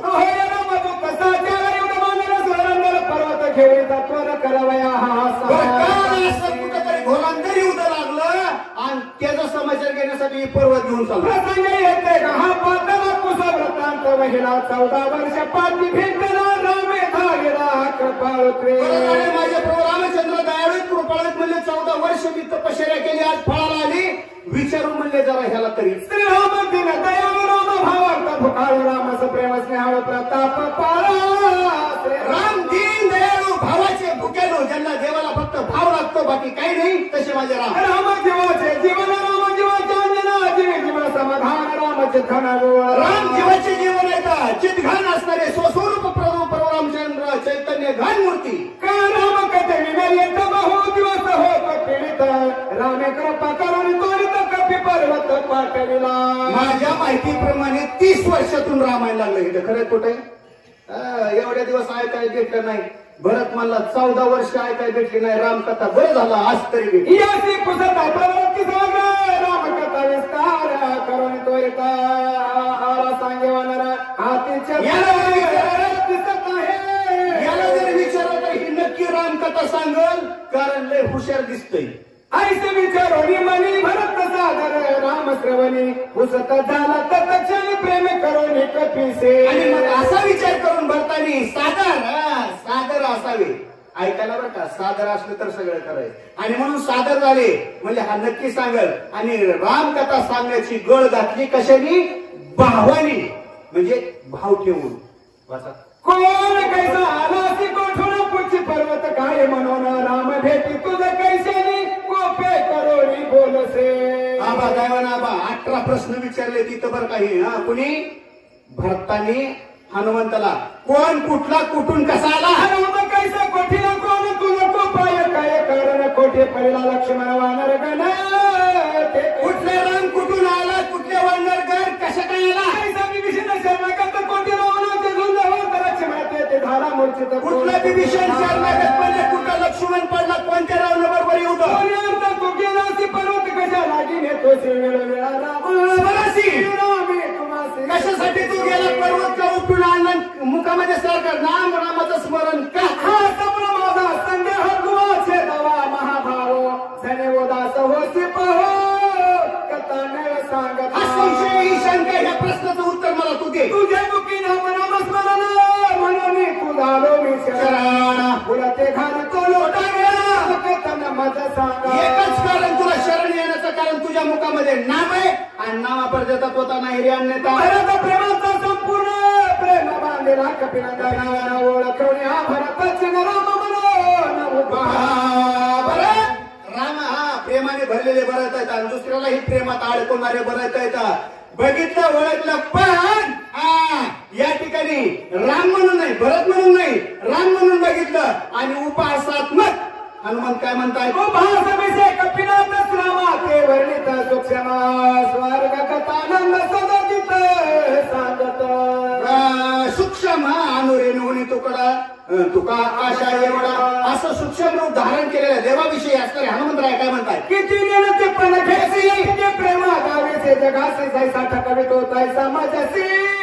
अरे किती खोटं पण लटके पण घेशील, जगाला टकवशील, पण मी मग तुझा दूत आहे. हनुमंतराय म्हणतात मला नाही तू टकवणार. सर्व त्रासाच्या सोनी विश्ववेद लावशी जगाचे जगन्नाथी पाहता नपसी सुख. तू सगुण स्वरूपात असून निर्गुण करत राहतो म्हणजे जगाला वेळ लावतो, पण मी नाही फसणार. पाहोय आणि मारे उघडे ना नागवले हळहळीत केले हिंडविले जे तुला पाहायला गेले त्यांना सगळ्याला नागवले म्हणजे त्यांना सगळ्याला फसवलं असा तू नाटकी वर्जीला एक पात्रा खाऊ लागला एकत्र रसाच्या वेळा पाहू लागले तुझला लागलं म्हणजे अंग त्याला म्हणजे उपास करू लागले पाले खाऊ लागले म्हणजे वाढणारच त्यांच्या थट्ट भार एक वळविले शरीरा एक सेवित्या उदक मात्र एकी निरहर भार वाढवले विभूतीचं चर्चन अंगाला केलं म्हणजे अनेक प्रकारचं वरकलांबर परिधान केले एक झालं वरकंबर एक चर्माच्या तनपरा एक तृणाचे शेजार एका कुणी कुणी म्हणजे वाघाच्या कातडीवर आवरण केले गेले कुणी कुणी गवताचं अस्तर केलं त्याच्यावर पाहुडले एक झालं झिपोबळे तंडी मुंडे वगवे सुडके एक वेळेने फलके एक बोलके हाती तंडी मुंडी सुडके कुणी टक्कर केलं म्हणजे कुणी कुणी बोलले चतुर पारंगत झाले पण नाही त्याला पाहता सुद्धा लागी सर्वता नतीसाची जगे आसने त्याच्या सर्वांगी ब्रह्मन वेगी असं बघितलं सगळ्याच्या हृदयामध्ये असून कुणाला दिसत नाही ते मनसीन चले मत मी जाणत असे समजत लपलासे जे ते मी समजत सांगेल माझ्याजवळ शहाणपणा चालला नाही तू तुझं तिथं लपला सांगतो तपस्ती पुढे वेळा लावेसे हे के पाने होऊन हसी हे कोणासी लक्षणा बघायला गेलं कुणाला सापडा गेले पाहायला गेले सापडलं नाही सुरुवातीला काय केलं निधार मग कविता वेळा तरी पुढता मथायसे तळपतला सर्वता भक्तांनी तुझा माग काढला तुला हुडकाय गेला म्हणजे मच्छा अवतार धरला तू ओळखून धरता येत रूप आणि कचिया धरिता हात पाय पोटी घालून देत पाठी करीत मच्छा रूपात तुला ओळखला म्हणजे रूप पालटलं तू कच्चे रूप धरला हात पाय पाठी घातलं कारण का मंदारजळाचं मंथन दैत्याने आणि देवाने केले गेला हा वासुकी मंदारजळाचं रवी वासुकीचा दोर घुसळत घालताना पाताळाला पृथ्वी चालली पाटणी बर केली त्याला दिली असा नाटकी देवा तू वाचा वाचा वाचा हा नाही तुम्हाला विश्लेषण करायचं होतं म्हणून थांबवलं पहिला पाठीवरी ओळखिले न देशी करे येते धरिताने राहणे रूपांतरी पर्वत पाठीवर धरले गेला कच्चा अवतार धरला गेला म्हणजे तिथेही तुला ओळखल्यानंतर काय केलं धावने धावता माझ्याशी भेने भेने शुभ होशी वेगेतात ये भोय धरसी करुणा भाकीसे हिरण्यक्ष नावाच्या दैत्याने पृथ्वीचं हरण करून चाललं वराहा रूप धरलं म्हणजे त्याचा पाठलाग केला त्याच्या ओळखीता निधारे बरे पसरून हे भारे गुर गुर करीसी केसरी हो तुला ओळखलं चौथा अवतार धरला भक्त प्रल्हादासाठी हिरण्यकशिपू झाला हिरण्यकशिपूला मारायला नारशे झाला कोरडी पाषाण कोरड्या काष्टामध्ये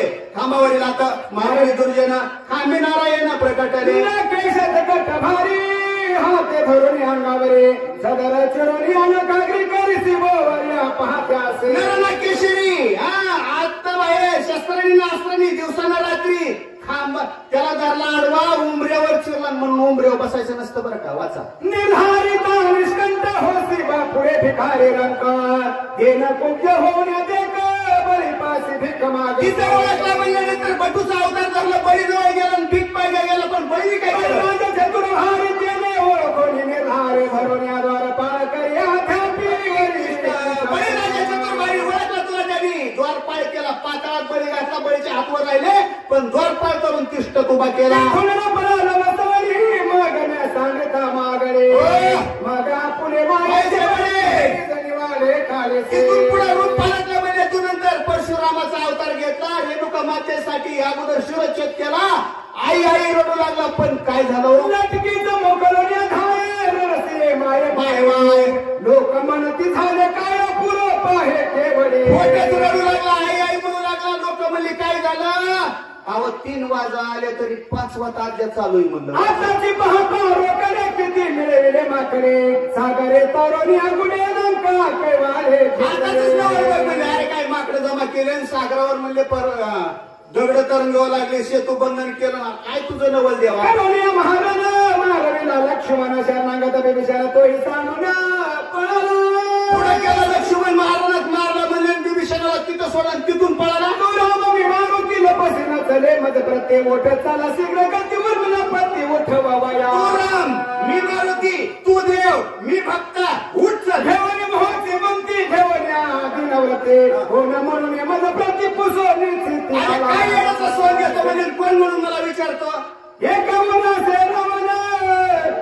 मारिताना लगेच न येता पुढची बांधून सत्य एकट्या रावण राहिला इतक्याला मारीन म्हणजे तू नाही आला ना तरी मी दूत दान रावणाला मारीन लक्ष्मणाला उठवीन विभीषणाला लंकेचं दान करीन सीता सुंदरी तुला सोडविन सुरवरांचे जय जयकार सीतेची सोडवणूक करीन तेथील देवाची बांधवाडी तोडील म्हणजे नवकराची पेढी तोडील ही तू काय केल्या विना सर्वता तुझं ढोले आम्ही रघुनाथा वाये चुकू नको उठो तत्व एवढं केल्याशिवाय गप्पात बसणार नाही उगा बडबड म्हणजे बघू नको चल लवकर स्वामी तो बाधा पावे पावे ऐसे न घालावे वेग निघावे देवा माझ्या हातून चूक करू नाही बरं का म्हणले नाही तर ही काही लक्षण बरोबर नाही आपल्या स्वामीला कलंक लागू नाही बघता याचं सर्वतोपरी असणारी काळजी घेतली पाहिजे धर्म सांगितली दुसऱ्याला लागे सर्व सूर्यवंशाचे आणि सकळांचे मारवसी हत्ते घेस्या नुसतंच म्हणतो आम्ही सूर्यवंशी राजे नियमक म्हणले दुष्यंत नाव पाहतोच ना पूर्वी सिद्धाईच्या वेळे झुंजणे द्या गोळांगोळे एकाची पाप बरे दिन सकळे केवे मारू माझं बी असंच केलं म्हणले शिष्टाईच्या टायमाला अंगदाला पाठवलं आणि तिथं भांडणच करू दिली समस्या निघता ते सकळ सांगितलं काय झाले असं असणारा कृपळ देवा तू भक्ताला पुढे करतोस पण तारण करणारा बी तूच आहे स्वर्ग चिंतित सुरवर रावणा मारिन रामचंद्र बंद सोडविन सगळं निरंतर वाट प्रत्येकाला आपल्या आपली कळजी स्वर्गाचे देव म्हणतात कवा रावणाला राम मारीन आणि आमची सोडून वाल्मिकीचे भाषे राम मारिन रावणास त्या बोलास साच देवा ते जाऊ दे पण ऋषी महर्षी वाल्मिकीने रामायण करून दिलं काय खोटं होऊन द्यायचं काय प्रतिपादन ते साच करी रावणा त्याची मारी जन्मगताच काही मारिने भक्त करी उल्हास म्हणून उठ बाबा म्हणले तर रावणाला मार लवकर म्हणले लक्ष्मणाला उठव सहाय्यकारी हो असो कविना हे माधारी अडकली सीता सुंदरी येशी सुंदरीनं धडकली अभिषेक करी विभीषण अशोक वाटिकेमध्ये सीता सुंदरी अडकली तिची सोडवणूक करायची लंकेचं दान विभीषणाला दे पावलही न घालावे सर्वता तुझं विना मी सकळ व्रता सरता तुझ्याशिवाय आम्हाला पाण्याचा गोटच पेवत नाही वाचा किती भावी निर्माण कैसा साठी आधली सीमवना तुझं विना न करी गमन येते प्राणात किती अंत पाहतो पण तुला घेतल्याशिवाय जातच नाही नमन तुझ्या पायाची लोटांगण चरणासी बहुत झालो का सविशीर आणि उदासीन वाचवता एवढं बोलेल म्हणले देवा तुझ्या पाया पडतो चल ना आता अश्रू आले तो हिटोळा गात्रे कल्पती चळचळा सर्वांगे श्री हे बोलो चालला कपी पुरायला म्हणले बघा बिकट अवस्था झाली गेली रिट पडू लागलं शरीर असणारे आमच्या हनुमंतरायाचं देखत कपिजेची राम प्रेम गहना भरत झाला मोर्चा पण तेव्हा एका वर्णनाची अवस्था भरत भक्तांनी बघितलं प्रेम रामाचं एवढं आतूट बघितलं भारताला नवल वाटत नाही गिरिगिरी मूर्छना आली नाटवे नाटवे वर्णाश्रम जाते नाटवे सोजनाती जडले व्रती श्रीराम मी कोण माझा जे कोण मी बराच कुठं काही आठवण नाटवे क्रिया कर्म नाटवे धर्म धर्म नाटवे रूप नाम भरत प्रेम क्रिया कर्म धर्म अधर्म काही आठवण गेलं येईकडे कपिनंदन झाला ती विस्मय पन्ना रामना होऊन कोण मग संपूर्ण लक्षणा इकडं असणाऱ्या हनुमंताने भरताकडे बघितलं म्हणजे हे राम नाही मग हाय कोण अतिशय राम सदस्य जही एकांक उणा नाही रूप लावणे गुण काही उणे नाही श्रीरामा आवड्या जावड्यासारखं दिसतंय म्हणले हे वाचा अथानमान निटका मेघ श्यामया तुम देखा काशे पितांबर सुरेखा स्वरूप देखा मान गुण लक्षण मेघ शर्म राजस सुकुमार मदनाचा पुतळा विचारी मनात तव भरत झाला सावा चित्त घालून लोटांगण तोरित कपिनाथ हनुमंतराय विचार करतात भरत सावध झाले लोटांगण घातलं तो रामाचा निज भक्त सखा दिवलग हनुमंता रामादेशी नित्यांकित राम सेवित सर्वदा आतापर्यंत भरत निज भक्त होते आता भरत म्हणतात तू रामाचा निज भक्त म्हणजे स्वस्वरूपच पावलेला हा म्हणून तुला नमस्कार मी रामाचा धाकट बंधू महाबंधू नायके राम कथा गंधू आता भाग्य सिंधू स्वतःचा परिचय करून घेताना भरत सांगू लागले म्हणजे मी रामाचा धाकटा भाऊ मला भरत म्हणतात आणि रामकथेविषयी पिंडरा महामैंदू म्हणजे कृपण अशा अवस्था माझी रामाचे नाम न ठेस रामाचे कर्म न देखेस रामाचे प्रेम भजन धाम हीच बघत नाही बघा आतापर्यंत भारताची भक्ती आपण अनुभवली पण भरत म्हणतात मी म्हणजे काहीच नाही भरत हनुमंताला बघितलं कर्म धर्म ज्ञान भजन काहीही म्हणजे असणारे प्रभू रामचंद्राचं पाहत नाही तू सभाग्य कपिनंदना सभाये वेंची राम भजना रामे विनदेने स्याना प्रेम गहन श्रीरामा कपिनंदना वानरामध्ये असणारा तू तुझ्या भाग्याला पारावर नाही सर्वेंद्रीच्या ठाई राम कोंदरा तुझे जी रामवा सुनेने नसी काय म्हणून पाहे सर्व इंद्रियाच्या ठिकाणी तुझ्यामध्ये रामच भरून उरला आज 14 वर्ष पाठी कपी तुझ्या वाक्य पोटे आणि 12 वाजता आज 14 वर्षाच्या नंतर म्हणजे तुझ्या मुखातून राम कथा मी ऐकल्या गेली ऐकवास राम कथा अंतरी आणि 12 वाजता भक्त उत्तम कपिरता उदासता नसावे जसा आतून कसं बाहेरून भक्तीत राहतो म्हणजे तू म्हणजे धन्य हनुमंता अहर्निशी ह्याची चिंतित जो कोणी सांगेल रामचरित आज तू भेटलास येथ तरी सध्यात मज सा 30 वर्ष म्हणत होतो तर रामायण लागण आणि रामकथा ऐकायला भेटन ती आज भेटली आम्हाला भरत म्हणतो 14 वर्षानंतर हनुमंता तू तरी भेटला बाबा सांगाय उन्हा तुने दासी येथ तरी मज होईल प्राणांत तुझा कोपले रघुनाथ उपेक्षेला भरत काय म्हणू आणि मग म्हणजे माझ्या प्राणावस्था होईल तर जर माझी उपेक्षा करून गेला तर तुझ्यावर राम रागावतील भरताला का तसा सोडून आला तिकडे स्वामी क्षोभेला इकडे माझा प्राण जाईला उभय संकटी नसतील विद्या बोल माझी तुझा उपेक्षा करून जर गेला तर म्हणजे तिकडे राम रागावतील इकडे माझा जीव जाईल सदृष्ट मनी विंचोणी माझ जावे समाधान कपिनंदन लोकांगण झाले म्हणून मला समाधान द्यावा साष्टांगणवट असणाऱ्या हनुमंताच्या चरणी वृत्तांत विलंब नाना गोपाळ येथा उदया येता भास्वत होईल घात सौमित्र लवकर उरका की म्हणले साच्यात आरती झाली पाहिजे ब्रह्मशक्ती महादारुण वरील परतार विकिरण सौमित्राचा जाईल प्राण म्हणून चोरेने दिवस उगवला की म्हणजे त्या सूर्यकिरण शक्तीवर पडल्यावर सौमित्र लक्ष्मण मृत्यू पावतील तरी प्रति सौमित्र श्रीरामाचे पाहू इच्छिती तरी वेग नको मदसे औषधी सिने होय दे त्याच्यासाठी मी औषधी नेण्यासाठी आलो हनुमंतराया सांगताय तू जमाचे लुटांगण शीघ्र द्यावे अज्ञापन विलंब होईल महावेगना प्राण लक्ष्मण मला जर जाऊ नाही दिलं तर लक्ष्मण मृत्यू पावतील मोठा अनर्थ होईल कथा कपीच्या माता भरत क्रोधे व्रतांत उदय येता असत करीन खात वाक्य भारताने हनुमंताचं ऐकलं राग आला म्हणजे जर सूर्य उगवला ना तर वाहतूक रामाची अनवरतांत न सांगता संपूर्ण तत्काळ धाया माझा जाईल प्राणार्थ क्षण रामाची शपथ घेऊन तो शक्ती पूर्णच ऐकायला हवी ही कमातून जातोसी दुर्गताचे जीवे मारिसे येतो के या सुख हे रामासी कपी नसी ते एकाच्या सह्याला जातो तू वाचवायला आणि एकाला जीव मारतो का रे भरत म्हणतो हनुमंताला प्राण जाईल येथ शत्रुघ्न तत्काळ करेला घात देते माता तो या प्राणांत तू गेला की मी मृत्यू पावेल शत्रुघ्न वाचणार नाही आणि तिने आहे स्वतः मरतील ऐकून उद्या कथा कांत होईल का समजता सत्याव्रतांत न सांगता करील घात सगळ्या एका सर्व नगरीमध्ये हाहाकार वाजेल मग येथील चरित्र श्रामासी सांग सविस्तर मारो माता सदर येते सत्वर मी मला सांग मी भरताला मारून आलो कोणी भरत वचन हनुमान अत्यंत विस्मयपणा यासी देता समाधान गमन करू भरताचं वाक्य ऐकलं आश्चर्य वाटलं हनुमंताला म्हणले याची उपेक्षेला केळून गेलो तर संकट वडवल उल्लंघिता भरतासी राम क्षोभेले मानसे जे की होईल उपेसी सज्जनासी उल्लंघित सज्जनाचं उल्लंघन केल्यावर म्हणले देव रागवतात ती अवस्था होईल औषधी म्हणत हे जहाजी वेग क्षोभेले रघुपते हे चुकवया कपिकीर्ती अपकीर्ती आणि उशीर जर लागला आणि दिवस उगवायच्या टायमाला गेले ना औषधी मंद ते झाले तर लक्ष्मणाला काय करावं उदय भगवत त्याची मारिना निश्चिती रवी माझी जाणे शक्ती बाळापणे ख्याती केले दे पण दुसरा विचार केला आता म्हणले हेच करावं जर उदयाला गबसती जर सूर्य उगवला ना त्याला माहिती आहे चरपटात जन्माल्यावरच गेलो होतो बघायला आता तरी झालो ठमक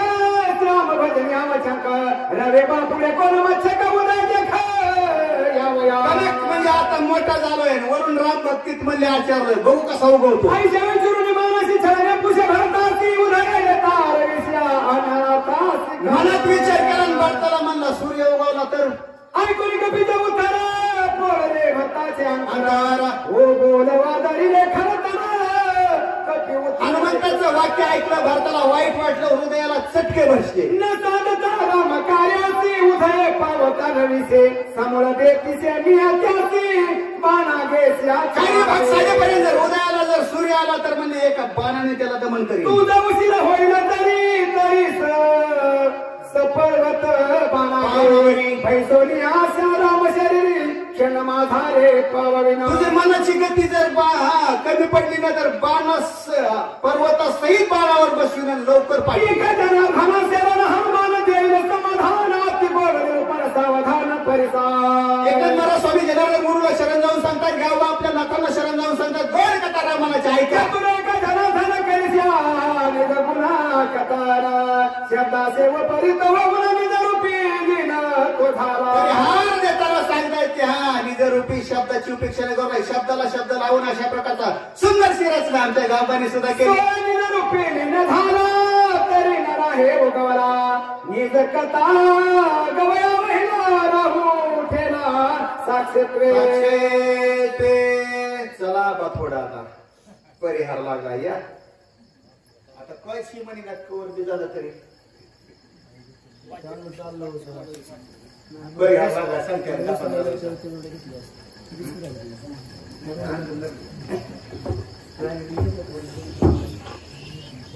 झालेली सेवा तुम्हा सर्व साधू संतांच्या चरणी समर्पित करून आमच्या सेवेला पूर्ण विराम खरंच सांगतो परत आम्ही बसणार नाही का तुमचं तुम्ही बसा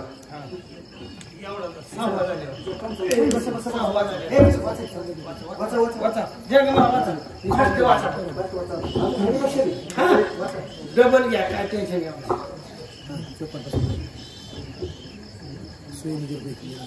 कदाचित चुकवून म्हणून उभा राहे सरसाशी लागत आहे परता नवे मात्र काय करावं म्हणजे माझ्या गुरु आडूमधून मला ही राम नाम चुकवीन म्हणून माझ्यावर नजर ठेवीत होते तरी भरवसा नाही पोटी म्हणून या श्रामाची मज गाते घालून या ठेलावो कवचाची अति संकटी सांगिना अरे भरवसा माझ्यावर माझ्या गुरुचा नव्हता का की आडूबाजून मला झोपण चुकवीन यायचं बंद करीन नजर होती मला लागत असे जेते जेत काहीचही न चले मता शोधून या मोती चित्त क्षीणव्रत मज केले अरे मला काहीच कळलं म्हणजे का माझी मुळात तिथंच बदल झाला राम नाम झालं म्हणतो सभाय माझा करून बोला एकाकिया पलटून ह्या ठेला उपाय सर्वता कुठला पडल्या अरे माझ्या शरीराला वळणच पडलं झोपलं तरी राम राम उठलं तरी राम नाम अशी असणारे माझ्या गुरुनं काय मदत जगा मी मौन रहे म्हणून वाचेची सोय होय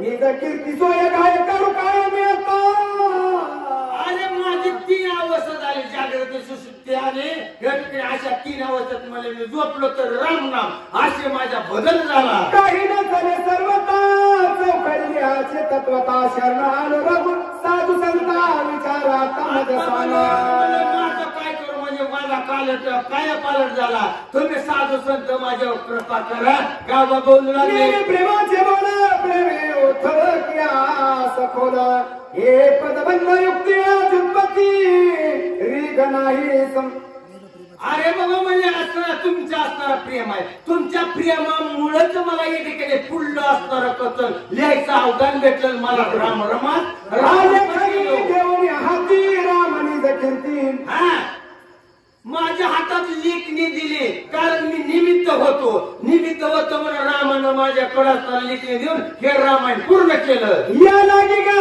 स्वामीनाथा मज बोल नाही सर्वता वरद हस्त माझ्या माथा ठेवता तुम्ही माझ्यावर कृपा करा वरद हस्त ठेवा आणि रामायण लिहिण्याला मला स्फूर्ती द्या कृपा तुझे उभय हस्ते आलिंगुना सोय बोल तसे झाले साधू संतांना माझ्या कृपा करा तुम्हाला या ठिकाणी आलिंगन देतो आणि कृपा करा मला या ठिकाणी अवदान रामायण लिहायला द्या तू का भक्ती तोसिया करुणा काय सासी होतोस या दिना वक्ता एका जनाभरात येते परिहार मला काय की असणार करता कोण आहे वागता जनार्दन आहे आणि लिहा सांगणारे राम आहेत तू फक्त निमित्त आहे निमित्तच असं असणार गावबा काका बोलावे तुझे निमुखे हे कथा वडील असले गुणाता वाचे वचन आणि वक्ता सोय अरे तुझ्या मुखात रामाला या ठिकाणी ऐकायचं होतं वाचणारा तोच